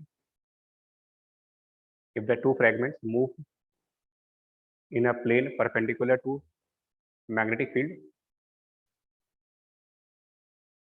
then पहला option. Which fragment will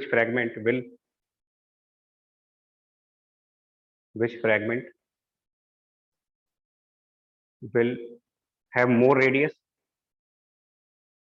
Which fragment will have more radius for its path? Which fragment will have more radius for its path? B part. Find the radius omega and f, that is frequency. Radius omega and that frequency for each fragment.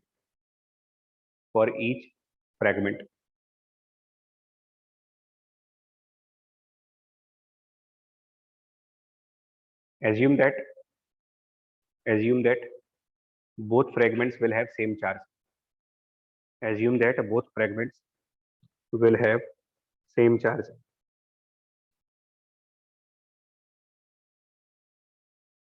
Both fragments will have same charge. एक बार question को दोबारा read करो फिर बताएं. जैसे पहले momentum conserve करा के वेलोसिटी निकाल लेंगे, फिर उसके बाद एनर्जी के साथ इक्वेशन बना देंगे काइनेटिक एनर्जी की, फिर उसमें हमारा दोनों वेलोसिटी निकल आएगी, फिर उसके बाद रेडियस वगैरह निकाल सकते हैं. बिल्कुल मतलब मैकेनिक्स ही इन्वॉल्व होनी है इसमें, क्योंकि मैग्नेटिज्म में बहुत बड़ा टॉपिक है नहीं है. मैग्नेटिज्म का टॉपिक जितना था उतना हो गया. तो इसमें ये आप मान के चलो कि क्वेश्चन में दूसरे चैप्टर इन्वॉल्व होने हैं. जैसे इसके पिछले वाले में हम लोगों ने पोटेंशियल डिफरेंस को इन्वॉल्व कर लिया, अब इसमें मैकेनिक्स इन्वॉल्व कर रहे हो. तो अगर हम क्वेश्चन को ध्यान से पढ़िए कि एक्सप्लोजन एक्सटर्नल फोर्स से हुई है कि इंटरनल फोर्स से हुई है. तो इंटरनल फोर्स से अगर कोई चीज हो रही है तो मोमेंटम कंजर्व होना चाहिए. Concept of mechanics that linear momentum should be constant. और इनिशियल मोमेंटम है कितना हमारे पास, तो उसके लिए बोला गया है चार्ज इनिशियली रेस्ट पे. दैट मीन्स कि initial momentum is 0, which implies that final momentum should also be 0. और फाइनल मोमेंटम में दो फ्रेगमेंट्स आ रहे हैं हमारे, कितने मासेस बनेंगे उनके. तो क्या होगा, अगर ओरिजिनल मास m था उसको 1:2 में जब डिवाइड करोगे m/3 to m/3. एक रेशियो आपका m/3 हो जाएगा और एक रेशियो 2m/3 बन जाएगा, क्योंकि आपको फाइनल मोमेंटम 0 करना है. तो ये ऑब्वियस है कि ये दोनों जो होंगे एग्जैक्टली अपोजिट डायरेक्शंस में जाएंगे. मोमेंटम एक वेक्टर क्वांटिटी है, तो अगर इसके मोमेंटम और इसके मोमेंटम का वेक्टोरियल सम 0 आना है तो दोनों वेक्टर अपोजिट होने चाहिए. और मैग्नीट्यूड में मैग्नीट्यूड वाइज इसका मोमेंटम और मैग्नीट्यूड वाइज इसका मोमेंटम वो बराबर भी रहे, बिकॉज हमें नेट मोमेंटम अगर 0 करना है तो जितना मोमेंटम इसका पॉजिटिव डायरेक्शन में है उतना ही मोमेंटम दूसरे फ्रेगमेंट का नेगेटिव डायरेक्शन में रहेगा. विच मीन्स कि अगर 2m/3 फ्रेगमेंट की स्पीड को v मान लिया जाए तो फिर m/3 फ्रेगमेंट की जो स्पीड होनी चाहिए, क्योंकि दोनों का मोमेंटम मैग्नीट्यूड में बराबर कर रहा है, अदरवाइज टोटल मोमेंटम 0 आएगा नहीं. अगर इसका मैग्नीट्यूड और इसका मैग्नीट्यूड बराबर ना हुआ तो ऐड करके वैल्यू 0 नहीं आई. तो इधर अगर हमने v स्पीड मान ली, लेट कर लेते हैं कि ये v स्पीड है, तो इस हिसाब से दूसरे वाले पार्टिकल की स्पीड ऑटोमेटिकली 2v हो गई. और क्वेश्चन में दोनों का चार्ज सेम है. ओरिजिनल चार्ज कितना दिया हुआ है, Q. तो इसका मतलब अब ये q/2 हो गया और ये भी q/2 हो गया. हाफ ऑफ हो जाएंगे, चार्ज भी डिवाइड हो जाएगा. अब बताइए रेडियस किसका ज्यादा आएगा पहले पार्ट में. फॉर्मूला यूज करके देख लो. रेडियस का फॉर्मूला है mv/qb. तो उसमें मास इन्वॉल्व है, स्पीड इन्वॉल्व है, चार्ज इन्वॉल्व है. तो इस हिसाब से देखो mv और q. लाइट वाले फ्रेगमेंट के लिए क्या रेडियस बनेगी और हैवियर फ्रेगमेंट के लिए क्या रेडियस बनेगी. तो radius for this light fragment, sir same आ रही है. अगर इसका रेडियस निकाले तो मास इसका m/3 है, वेलोसिटी इसकी 2v है, चार्ज इसका q/2 है एंड मैग्नेटिक फील्ड b है। ये लाइट वाले फ्रैगमेंट की। और जो हैवी वाला फ्रैगमेंट है, भारी वाला, उसका रेडियस निकालेंगे अगर, तो उसमें मास 2m/3 है, वेलोसिटी v है, चार्ज उसमें q/2 है एंड मैग्नेटिक फील्ड b है। Now which radius is larger? ये 1, ये 2 मान लीजिए, कौन सा ज्यादा है? बराबर ही आएंगे दोनों। आप बोलोगे both will have same radius.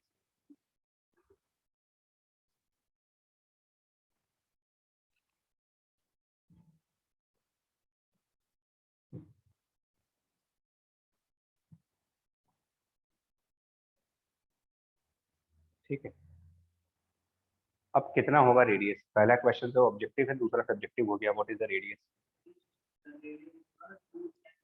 But v दिया थोड़ी है, v तो लेट कर रहे हो, इसे v को निकालने का ही तो पार्ट है। नहीं, v कहाँ दिया क्वेश्चन में? क्वेश्चन में कुछ और दिया हुआ है। सर एनर्जी से निकल जाएगा। कैसे निकलेगा एनर्जी से? क्वेश्चन में हमें एनर्जी दी गई है, स्पीड नहीं दी गई। तो उसके लिए ये बताओ, एनर्जी बिफोर एक्सप्लोजन कितना था, इनिशियल एनर्जी? तो answer is 0 because before explosion ये रेस्ट पे था। आफ्टर एक्सप्लोजन, एक्सप्लोजन के बाद हाफ m/3 एंड 2v का square, half m/3 into 2v square, ये हो गया इसकी एनर्जी, प्लस दूसरे वाले फ्रैगमेंट की एनर्जी हाफ 2m/3 और उसकी velocity v square. And question में जो बोला गया है ना कि एनर्जी रिलीज, एक्चुअली इसमें एनर्जी बढ़ नहीं रही है, इनिशियली 0 थी और फाइनल एनर्जी नॉन जीरो आ रही है। इसका मतलब यहाँ पर एनर्जी इंक्रीज हो गई है। उसी यही चीज हमें क्वेश्चन में ई दी गई, यही ई आपको न्यूमेरिकल में दिया हुआ है। फाइनल आंसर है 2/3 √EM into B। हाँ, इससे वी निकालोगे। थोड़ा मैकेनिक्स इसलिए भी इन्वॉल्व कर रहा हूँ कि एक तरीके का मेरा पर्पस एक रिवीजन टाइप का भी हो रहा है, इसलिए क्वेश्चन जानबूझ करके मैकेनिक्स पर टच कर रहे हैं। कि जो एक्सप्लोजन का क्वेश्चन होता है उसमें मोमेंटम हमेशा कंजर्व करेंगे और एक्सप्लोजन में हमेशा एनर्जी बढ़ेगी ऑलवेज। इसको हम मैकेनिक्स में सुपर इलास्टिक ओरिजिन बोलते हैं।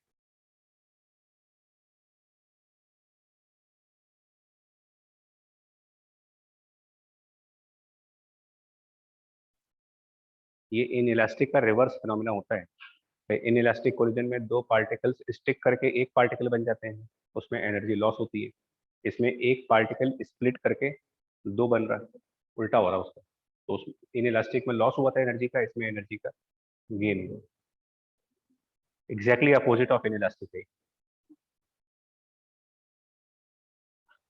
तो इससे वी निकाल करके ना, और उसके बाद रेडियस के फॉर्मूले में आंसर आ जाएगी। समझ पाए इसको यार? भैया मैग्नेटिज्म सिर्फ एक बहाना है न्यूमेरिकल्स के लिए। मैग्नेटिज्म का बहुत बड़ा कोई लॉजिक लग नहीं रहा है इसमें। मैग्नेटिज्म के नाम पर सिर्फ रेडियस का फॉर्मूला लगना है और उसके नाम पर ओमेगा और टाइम पीरियड, बस। एक्चुअली एक क्वेश्चन किसी और चैप्टर के।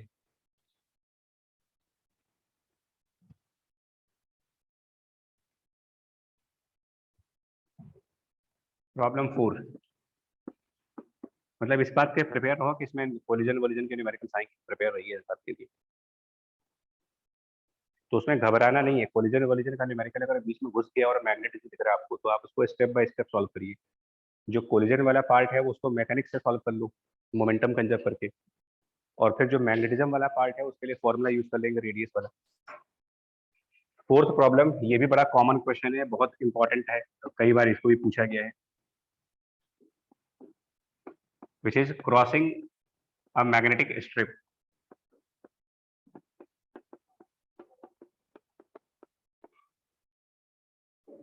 क्वेश्चन भी बहुत पूछा गया, बहुत बार, मतलब मेंस एडवांस दोनों में। 4-5 बार तो खाली एडवांस में पिछले 20 सालों में आ चुका है। इसमें इस टाइप का क्वेश्चन देते हैं कि एक मैग्नेटिक फील्ड लिमिटेड जोन में है, मतलब सपोज दैट x बराबर 0 से लेकर के और x बराबर d, सिर्फ ये है space of magnetic field. After that magnetic field becomes 0 and before that also magnetic field is 0।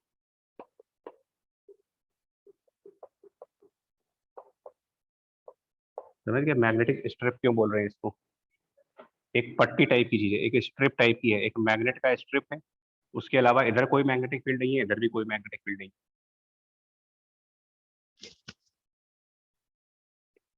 Then एक positively charge particle plus Q charge particle इसमें एंटर हुआ है with velocity of v। Positively charge particle enters at speed of v। एक बहुत fundamental theory होती है कि यार मैग्नेटिक फील्ड चार्जेस को डेविएट करती है, बहुत बेसिक क्लास 9 से पढ़ते आ रहे हैं, अल्फा बीटा गामा में डिफरेंस पढ़ते थे इसके बेस में। अगर आपको याद हो कि alpha alpha particle, beta particle और गामा पार्टिकल का डिफरेंस, तो हमें क्लास 9th 10th की थ्योरी अभी भी याद आती है। उसमें ये समझाते थे कि अल्फा पार्टिकल और बीटा पार्टिकल मैग्नेटिक फील्ड्स में डेविएट कर जाते हैं, और वो भी अपोजिट साइड पर, और गामा वाले डेविएट नहीं करते। क्या रीजन है कि गामा पार्टिकल मैग्नेटिक फील्ड में डेविएट नहीं करता? आंसर है कि गामा पार्टिकल में चार्ज ही नहीं होता। चार्ज गामा पार्टिकल फोटॉन्स है, जबकि अल्फा और बीटा के अपोजिट डेविएशंस क्यों आते हैं? क्योंकि अल्फा पार्टिकल में पॉजिटिव चार्ज है और बीटा पार्टिकल में नेगेटिव चार्ज। मतलब तुम्हें ये याद रखना है कि भाई मैग्नेटिक फील्ड का सीधा सीधा पहला काम तो ये होगा कि ये पार्टिकल डेविएट करेगा, विच मीन्स ये लाइन ऑफ थिंकिंग बोल रहा हूँ, लाइन ऑफ थिंकिंग, अभी भी इस पर ध्यान नहीं दे रहे। Line of thinking, problem initiate कैसे करनी है। चार्ज पार्टिकल जब मैग्नेटिक फील्ड में घुसा है तो क्या ये उसी पाथ पे चलेगा जिस पाथ पे चल रहा था? आंसर है नहीं। मैग्नेटिक फील्ड में जब आप जा रहे हो तो मैग्नेटिक फील्ड इनको डेविएट करेगा, ये उनका नेचर है। नेचर है मैग्नेटिक फील्ड का चार्जेस को डेविएट करने। अब आप अपने लेवल पर डिसाइड करो कि ये डेविएशन ऊपर की तरफ होगी कि नीचे की तरफ होगी। उसके लिए तरीका बता चुका हूँ, फोर्स का डायरेक्शन देखो, चेक करके बताइए। अगर मैग्नेटिक फील्ड इनसाइड है और इनिशियल वेलोसिटी हमने इधर दी हुई, तो ये डेविएट किधर की तरफ करेगा? तो ऊपर की तरफ करेगा। v क्रॉस b से फोर्स चेक करो, इस समय फोर्स का डायरेक्शन किधर है? तुम लोग नहीं करो, नॉर्थ की ओर। नॉर्थ की ओर, मतलब ये डायरेक्शन है फोर्स का। वो भी चार्ज का साइन भी देखना होगा। अगर यही चीज अगर माइनस क्यू होती तो ये फोर्स नीचे लगता, मतलब अगर नेगेटिव चार्ज एंटर करेगा तो नीचे की तरफ डेविएट करेगा, पॉजिटिव चार्ज एंटर कर रहा तो ऊपर, मतलब ये डेविएशन ऐसे होगी। ये डेविएशन जिस ट्रेजेक्टरी पे होगी वो क्या होगा? ये डेविएशन जिस ट्रेजेक्टरी पे होगी, सर्कुलर पार्ट। Circular path. क्योंकि वेलोसिटी और मैग्नेटिक फील्ड परपेंडिकुलर वाला केस है, velocity magnetic field are perpendicular, तो ये डेविएशन एक सर्किल पे हो रही है, मतलब ये ट्रेजेक्टरी सर्किल है। हालांकि ये कंप्लीट सर्कल नहीं बन पाएगा।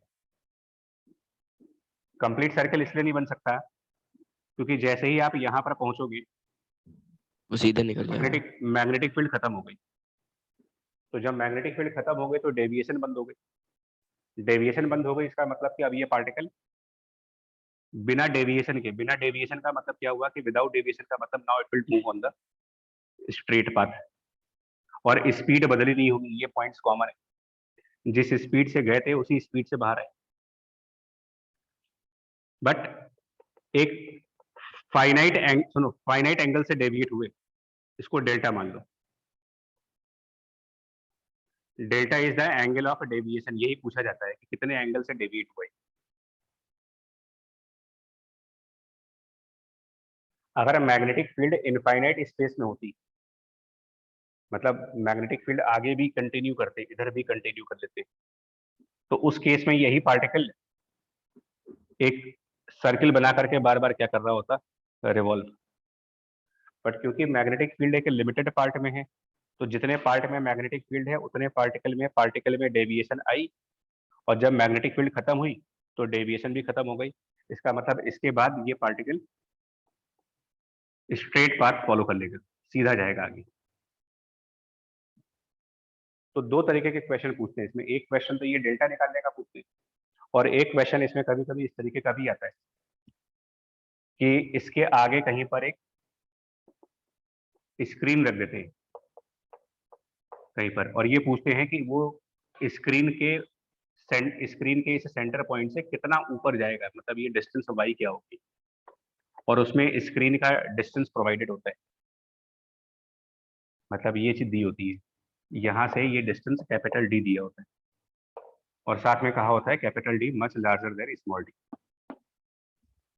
दो क्वेश्चंस फेमस क्वेश्चन है, एक ये डेल्टा निकालने वाला और एक सामने वाली स्क्रीन पर जब ये चार्ज जाएगा तो यहाँ पर एक तरीके से ये पार्टिकल स्क्रीन को हिट करेगा। तो स्क्रीन के जिस पॉइंट पर चार्ज हिट कर रहा वो पॉइंट सेंटर से कितना ऊपर होगा, डिस्टेंस वाई की वैल्यू।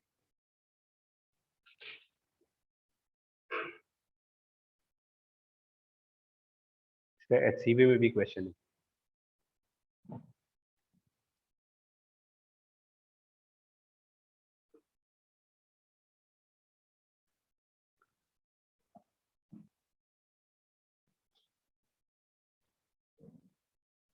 डेविएशन वाला तो बहुत बहुत ही मतलब कॉमन क्वेश्चन बन चुका है, बहुत ही कॉमन क्वेश्चन।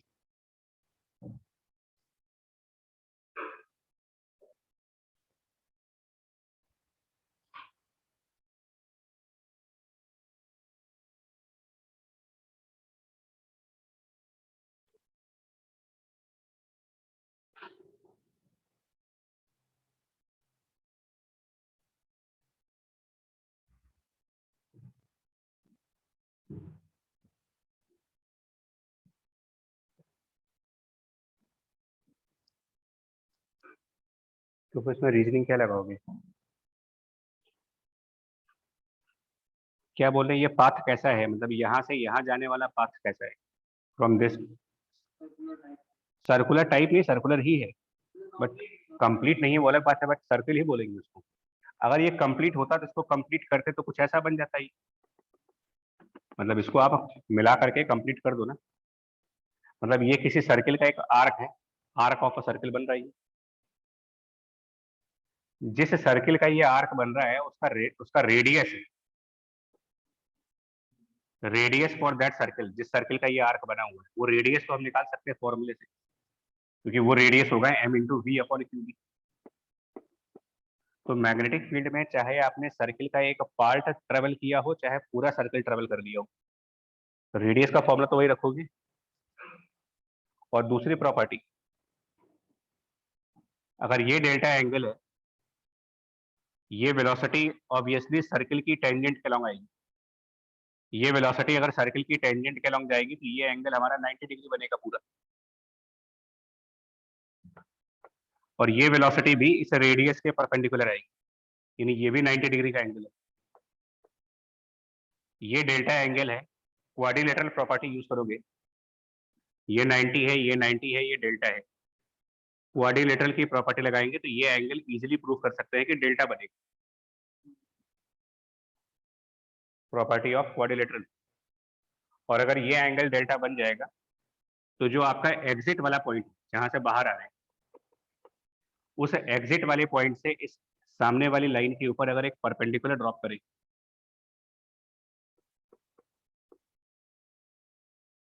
तो ये डिस्टेंस एग्जिट से जो परपेंडिकुलर आ रहा है, एग्जिट पॉइंट से ये परपेंडिकुलर डिस्टेंस, ये डिस्टेंस x=0 से x=d, यानी कि ये लेंथ d और ये रेडियस r है और ये डेल्टा है। ट्रिग्नोमेट्रिक रेशियो लगाएं अगर, sine of this delta will be this d divided by r। यहाँ से हम डेल्टा निकाल सकते हैं और r की वैल्यू रख देंगे।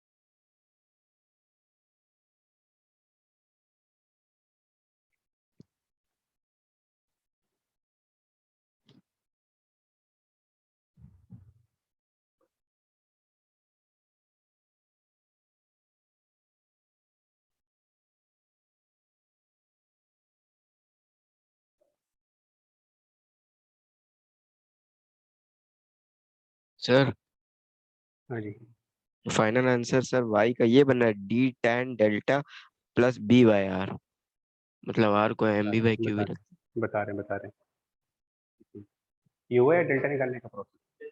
नहीं, ये ध्यान रखिएगा, बहुत कॉमन क्वेश्चन, बहुत फेमस है, बता रहे हैं।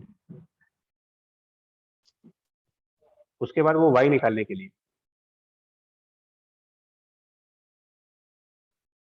तो उसमें ये वाला एजम्पशन भी यूज करो, capital D much larger than small D, या एक तरीके से ये विड्थ नेग्लिजिबल विड्थ है अगर, तो हमें कैपिटल डी डिस्टेंस वैसे तो इस फ्रंट लाइन से दिया जा रहा है यहाँ से, बट अगर ये स्मॉल डी नेग्लिजिबल वैल्यू है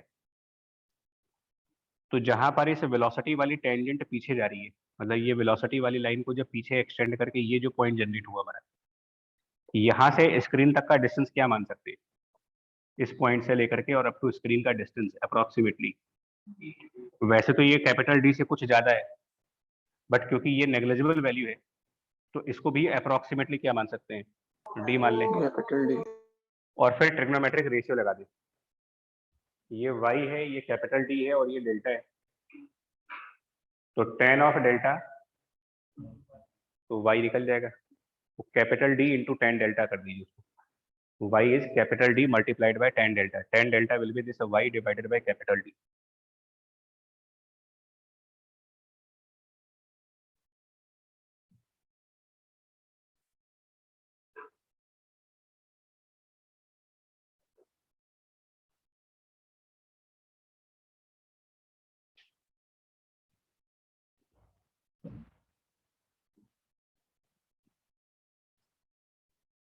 वो डेविएशन वाला बहुत ध्यान रखना, फिर बोलिए जितने भी क्वेश्चन है ये सब याद करने वाले क्वेश्चन है।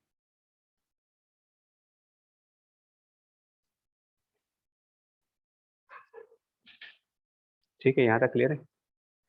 इसके बाद कुछ एप्लीकेशंस दिखाने जा रहे हैं, कुछ एप्लीकेशंस और भी हैं, लाइक कुछ हमारे कुछ स्पेशल डिवाइसेस हैं।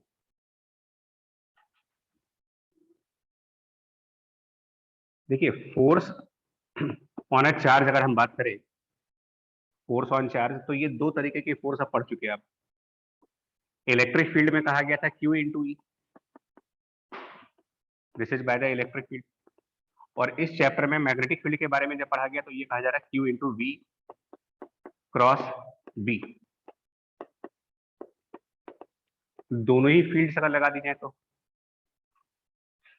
कहीं पर इलेक्ट्रिक और मैग्नेटिक दोनों फील्ड साइमल्टेनियस प्रेजेंट हो, तो वहां पर आप फोर्स का जनरलाइज फॉर्मूला क्या कह सकते हो, तो आंसर बनेगा Q इंटू ई की फोर्स आएगी इलेक्ट्रिक फील्ड की वजह से, plus Q we cross B, ये फोर्स जनरेट हो गई मैग्नेटिक फील्ड की वजह से। मतलब ये आप एक तरीके से मेन फॉर्मूला कह सकते हो कि overall force can be written as q E plus Q we cross B, अगर दोनों फील्ड अगर आ जाए। हेडिंग लिख लीजिएगा, simultaneous fields, simultaneous fields and problems की, simultaneous field and problems, electric और मैग्नेटिक दोनों फील्ड की जब साइमल्टेनियस प्रेजेंस आई।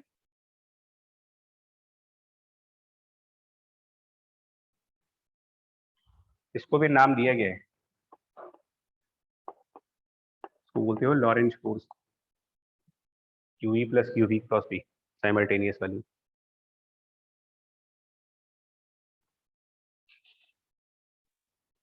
ठीक है, इसके पहले तो कुछ बड़े स्ट्रेट फॉरवर्ड एग्जांपल दिखाऊंगा, बहुत सीधे से एग्जांपल जो है।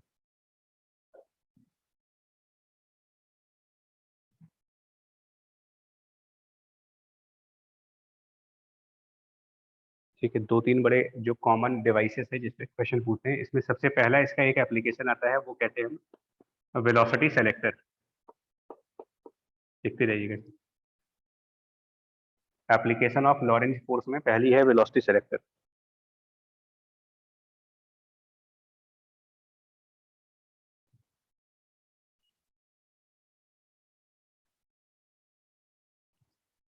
इसमें क्या काम करते हैं कि एक पैरेलल प्लेट कैपेसिटर लो,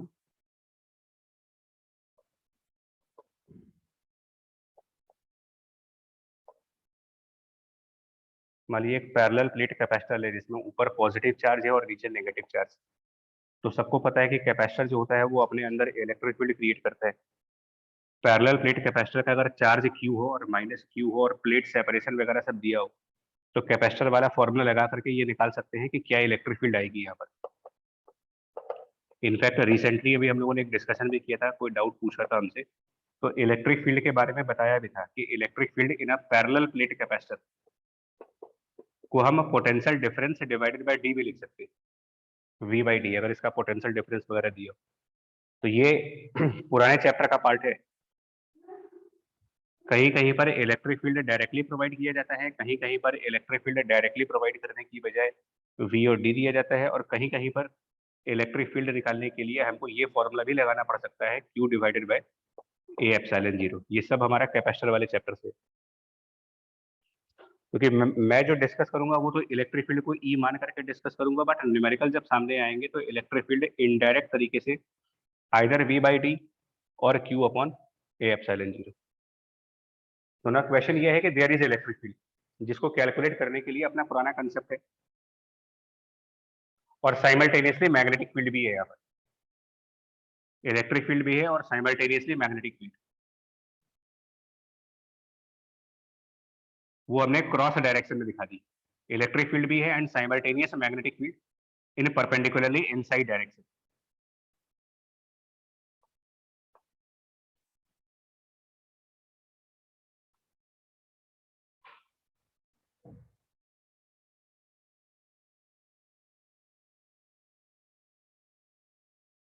दोनों फील्ड हो गई, इलेक्ट्रिक फील्ड हो गई बिकॉज प्लेट पर चार्ज है। कितनी इलेक्ट्रिक फील्ड होगी वो मैं फिर बोल रहा हूँ, ये क्वेश्चन में डायरेक्ट नहीं दिया जाएगा, तो इसके लिए प्रिपेयर रहिएगा कैपेसिटर का चैप्टर है। हमारा अभी एजेंडा कुछ और है। अभी हमको ये नहीं बताना आपको कि इलेक्ट्रिक फील्ड कैसे निकालोगे, वो हम ऑलरेडी बता चुके कैपेसिटर में। अभी मेरा पर्पस कुछ और है। अभी पर्पस ये है कि अगर इलेक्ट्रिक फील्ड और मैग्नेटिक फील्ड दोनों की साइमल्टेनियस प्रेजेंस है हमारे पास, और अब अगर कोई चार्ज पार्टिकल जिसमें मान लिया जाए पॉजिटिव चार्ज, वो इसके अंदर एंटर करे वी वेलोसिटी से। डायरेक्शंस पे ध्यान दीजिए, इलेक्ट्रिक फील्ड की डायरेक्शन मैंने डाउनवर्ड चूज की है और मैग्नेटिक फील्ड की डायरेक्शन इनसाइड चूज की है। अब अगर कोई चार्ज पार्टिकल जिसकी वी वेलोसिटी है वो इसमें एंटर करे, तो इस चार्ज के ऊपर इलेक्ट्रिक फील्ड भी फोर्स लगाएगा और इस चार्ज के ऊपर मैग्नेटिक फील्ड भी फोर्स लगाएगा। कौन कौन से डायरेक्शंस में ये फोर्स लगाए जाएंगे? तो पॉजिटिव चार्ज है, इलेक्ट्रिक फील्ड पॉजिटिव चार्जेस के ऊपर जो फोर्स लगाता है वो in the direction of electric field, क्योंकि इलेक्ट्रिक फील्ड डाउनवर्ड है, चार्ज का साइन पॉजिटिव है, तो फोर्स ऑफ इलेक्ट्रिक फील्ड नीचे की तरफ। मैग्नेटिक फील्ड कौन से डायरेक्शन में फोर्स लगाएगा? उसका आंसर वी क्रॉस बी है, तो वी क्रॉस बी वो ऊपर आएगा। ये हो गया क्यू वी बी हुआ। अगर कुछ ऐसा हो जाए कि ये दोनों फोर्सेस एक दूसरे को कैंसिल आउट कर जाए, तो उसका क्या रिजल्ट बनेगा? फिर ये इसका पाथ क्या बनेगा? अनडेविएटेड, यानी कि ये पार्टिकल बिल्कुल स्ट्रेट पाथ फॉलो करता रहेगा और सीधा आगे ट्रेवल कर जाएगा। तो ये होगा कब? मतलब स्पीड कितनी होनी चाहिए उसके लिए? कौन सी वो स्पीड होगी जिसमें ये दोनों फोर्स आपस में कैंसिल आउट कर जाए? तो आंसर बनेगा दिस इक्वल्स टू दिस, यानी कि फॉर अनडेविएटेड पाथ आंसर होना चाहिए v should be equals to e upon b। मतलब अगर ये स्पीड होगी तो पार्टिकल में डेविएशन नहीं आएगी।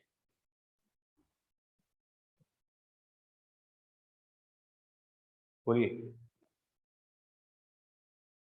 और अगर ये स्पीड नहीं हुई तो मतलब इससे ज्यादा स्पीड है या इससे कम स्पीड है, तो किधर मान लो ज्यादा स्पीड है, इससे ज्यादा स्पीड पर पार्टिकल आ रहे हैं, ऊपर की साइड ऊपर चला जाएगा। तो ये QV भी ज्यादा हो जाएगा और स्पीड कम होने पर ये ज्यादा हो जाएगा। तो इसका एप्लीकेशन किस तरीके से होता है? इस सेटअप में क्या किया जाता है ना,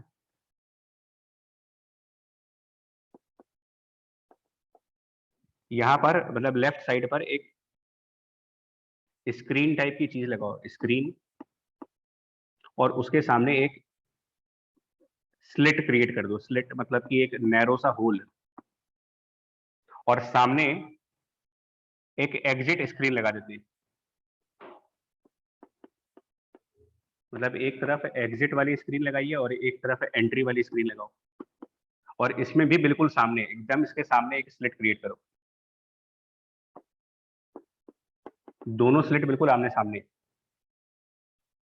और हम लोगों ने क्या किया, इसमें एक डाउनवर्ड इलेक्ट्रिक फील्ड क्रिएट कर दी और एक मैग्नेटिक फील्ड क्रिएट कर दी, दोनों चीजें, इलेक्ट्रिक मैग्नेटिक दोनों फील्ड्स क्रिएट की। और यहाँ से चार्जेस को हम लोगों ने इसमें एंटर किया, बट उनमें जो स्पीड है वो एक रेंज में दी गई है, स्पीड इन अ रेंज, मतलब सारे पार्टिकल सेम स्पीड पर नहीं आ रहे, कुछ कम स्पीड वाले पार्टिकल हैं, कुछ ज्यादा स्पीड वाले पार्टिकल भी हैं, खूब सारे पार्टिकल्स हैं, मतलब कि एक तरीके से बंच ऑफ पार्टिकल्स कह दो। समझ में आपको, 1000-2000 पार्टिकल भेजे, वैरायटी ऑफ स्पीड्स पर, 1000-2000 पार्टिकल की variety of speeds, come speed वाले पार्टिकल भी हैं, ज्यादा स्पीड वाले पार्टिकल भी हैं। होगा क्या इसमें, जिन पार्टिकल्स की स्पीड, सुनिए, जिन पार्टिकल्स की स्पीड E/B हो, वो कहाँ जाएंगे, वो सीधा, और क्योंकि बिल्कुल इसके सामने ये वाली स्लिट है, तो इसका मतलब क्या हुआ कि जो सामने वाली स्लिट से पार्टिकल बाहर आ रहे हैं, पार्टिकल्स जो यहां से निकल रहे हैं आपको कमिंग आउट, आप क्या इन पार्टिकल की स्पीड नहीं बता सकते कि ये कौन सी स्पीड के पार्टिकल्स होंगे? E/V, particles coming out with speed of E/, और बाकी के पार्टिकल्स या तो वो पार्टिकल ऊपर चले गए होंगे या नीचे आ गए होंगे, बाहर तो नहीं आ पाएंगे, इसीलिए क्या नाम दिया था, वेलोसिटी सेलेक्टर। आपने एक स्पेसिफिक वेलोसिटी वाले पार्टिकल को फिल्टर कर दिया और बाकी सबको रोक दिया। बिल्कुल सामने होना चाहिए ना, तभी तो कंफर्म होगा। अगर ये स्लिट ऊपर होती, मतलब ये वाली स्लिट के सामने ना होकर के ऊपर होती, तो जो पार्टिकल निकलता उसमें से वो E/B वाली स्पीड का थोड़ी होता, उससे ज्यादा स्पीड वाला पार्टिकल निकलता। हम लोग ये चाह रहे हैं कि एक पर्टिकुलर वेलोसिटी का पार्टिकल हमें चाहिए, तो आमने सामने के स्लिट रखो, जो भी पार्टिकल इससे बाहर निकलेगा वो कंफर्मेशन है कि ये वो E/B स्पीड का पार्टिकल, और बाकी के पार्टिकल्स खत्म हो गए। तो जो रेंज ऑफ स्पीड थी वो खत्म हो गई, वो प्रॉब्लम खत्म हो गई। Now we have particles of single speed.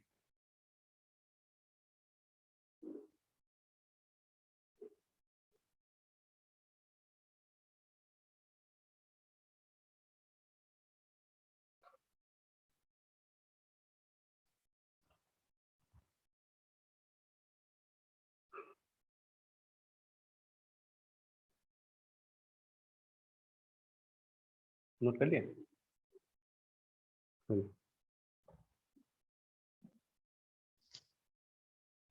लिखिए भाई, ठीक। इसके बाद एक दूसरा एप्लीकेशन आता है इसी का, जैसे ये किया आपने, इसका एक और एप्लीकेशन है, उसको हम कहते हैं मास स्पेक्ट्रोमीटर।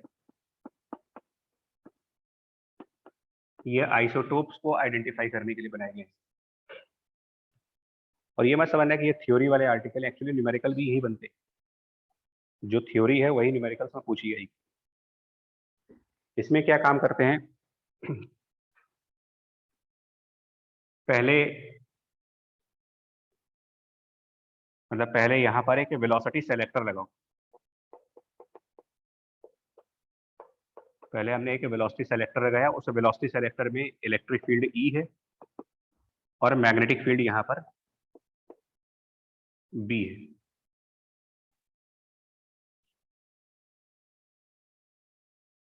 ठीक है, और जैसा मैं बता रहा हूँ कि वेलोसिटी सेलेक्टर के बिल्कुल एंड पॉइंट पर एक स्क्रीन होती है, एक्चुअल एपरेटस में स्क्रीन होगी और स्क्रीन के ऊपर एक स्लिट होगी।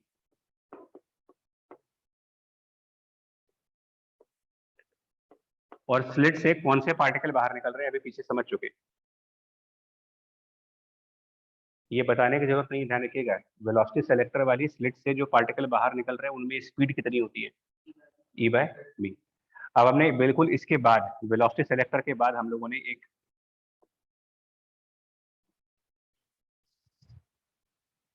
वेलोसिटी सेलेक्टर के बाद हम लोगों ने एक और स्पेस ऑफ मैग्नेटिक फील्ड रखा हुआ है, another space of magnetic field, inward direction में बी नॉट मान लेते हैं इसको।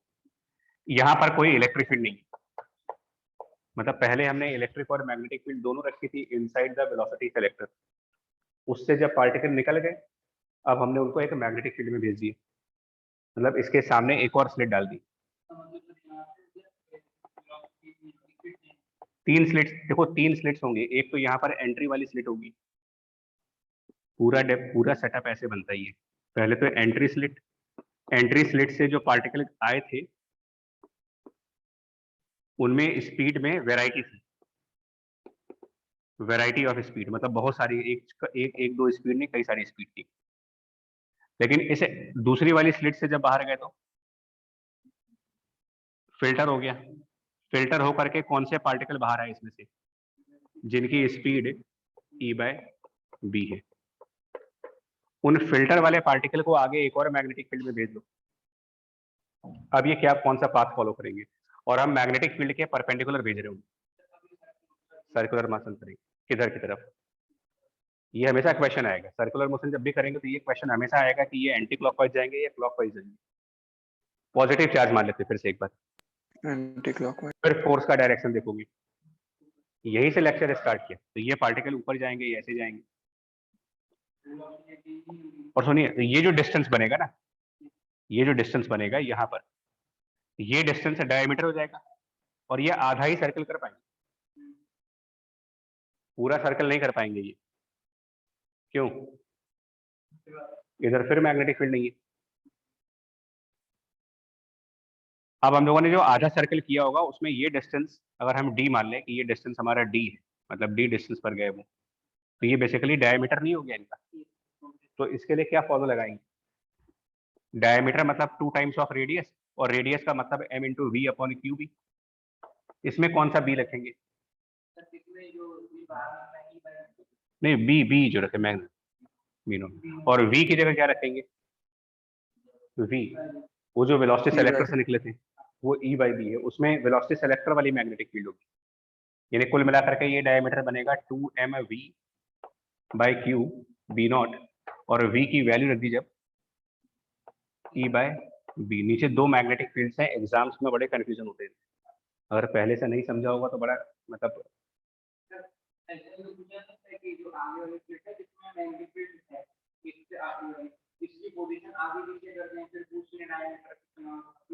और ना कुछ भी बना सकते हैं क्वेश्चन, बिल्कुल बनाएंगे, यही सब क्वेश्चन बनते भी। तो सुनिए, तो पहले इसमें जो डी आ रहा है उसमें मास का टर्म आ रहा है। आइसोटोप्स की प्रॉपर्टी क्या होती है? आइसोटोप्स सेम चार्ज होते हैं कि सेम मास होता है?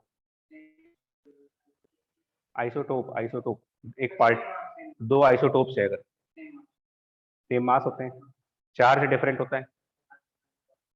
और आइसोबार्स में, हाँ क्लियर हुआ है? सही बोल रहे हैं कि उल्टा बोल रहे हैं?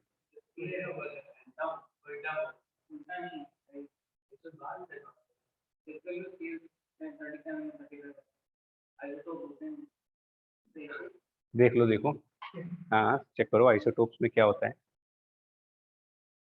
सेम एटॉमिक नंबर, चार सेम सेम एटॉमिक नंबर होता है, डिफरेंट एटॉमिक मास होता है। तो आइसोटोप में मास अलग हुआ ना फिर तो, वही तो तभी मैं इनसे पूछ रहा हूँ, चेक कर लेंगे भैया, अब सर्च करोगे तब भी यही है। हाँ तो 4 सेम हुआ ना, मास अलग हुआ, तो उल्टा बोल रहे थे आइसोटोप्स में, तभी तो मैंने कहा कि सही बोल रहे हो कि उल्टा बोल रहे हो। Same atomic number, different mass number. तो अगर हम मान लो यहाँ पर एंट्री पर आइसोटोप्स डाल रहे हो, मान लो एक किसी एलिमेंट के आइसोटोप्स है, तो आइसोटोप्स अगर जाएंगे तो चार्ज तो सबका सेम होगा ना, लेकिन आइसोटोप्स में मास अलग होगा। तो मान लीजिए 2 आइसोटोप्स थे, तो वेलोसिटी सेलेक्टर में तो दोनों आइसोटोप बाहर आएंगे, क्योंकि वेलोसिटी सेलेक्टर में मास का कोई काम है नहीं। तो कम मास वाला भी और ज्यादा मास वाला दोनों बाहर आ गए। कम मास ज्यादा मास दोनों निकल तो आए, लेकिन जब दूसरे मैग्नेटिक फील्ड में गए तो ये जो डायमीटर बन रहा है इनका वो उसके मास पे डिपेंडेंट हो गया। तो अगर मान लीजिए 2 आइसोटोप्स बाहर आए थे तो दोनों आइसोटोप्स क्या करेंगे, अलग अलग पाथ फॉलो कर लेंगे, एक D1 पे चला जाएगा और एक D2 पे। और इस रिजल्ट के हिसाब से D1 में यहाँ पर M1 आ जाएगा और D2 में यहाँ पर M2। इससे मालूम कर सकते हैं कि दोनों आइसोटोप्स के मासेस का रेशियो क्या बनता है। जो D1/D2 होगा वो आइसोटोप्स की मास रेशियो बन जाएगी। तो इसके भी क्वेश्चन पूछ लेते हैं, फाइंड M1/M2। सीधा सीधा हो जाएगा D1/D2 बराबर M1/M2, या हो सकता है D ही पूछ लें। मतलब अब क्वेश्चन तो कुछ भी इसमें से पूछा जा सकता है।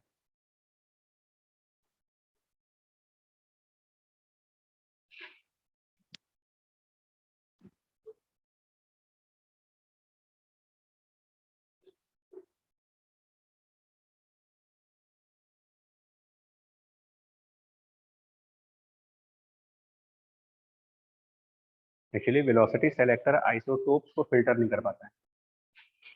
जितने आइसोटोप E/B की स्पीड पर होंगे वो सारे आइसोटोप बाहर आ गए। अब अगर उन आइसोटोप्स में हम फिल्टर करना चाहते हैं कम मास वाले को और ज़्यादा मास वाले को, तो वो फिल्टरेशन आपको दूसरे डिवाइस में करनी होती है। उसी को बोल रहे हैं मास स्पेक्ट्रोमीटर।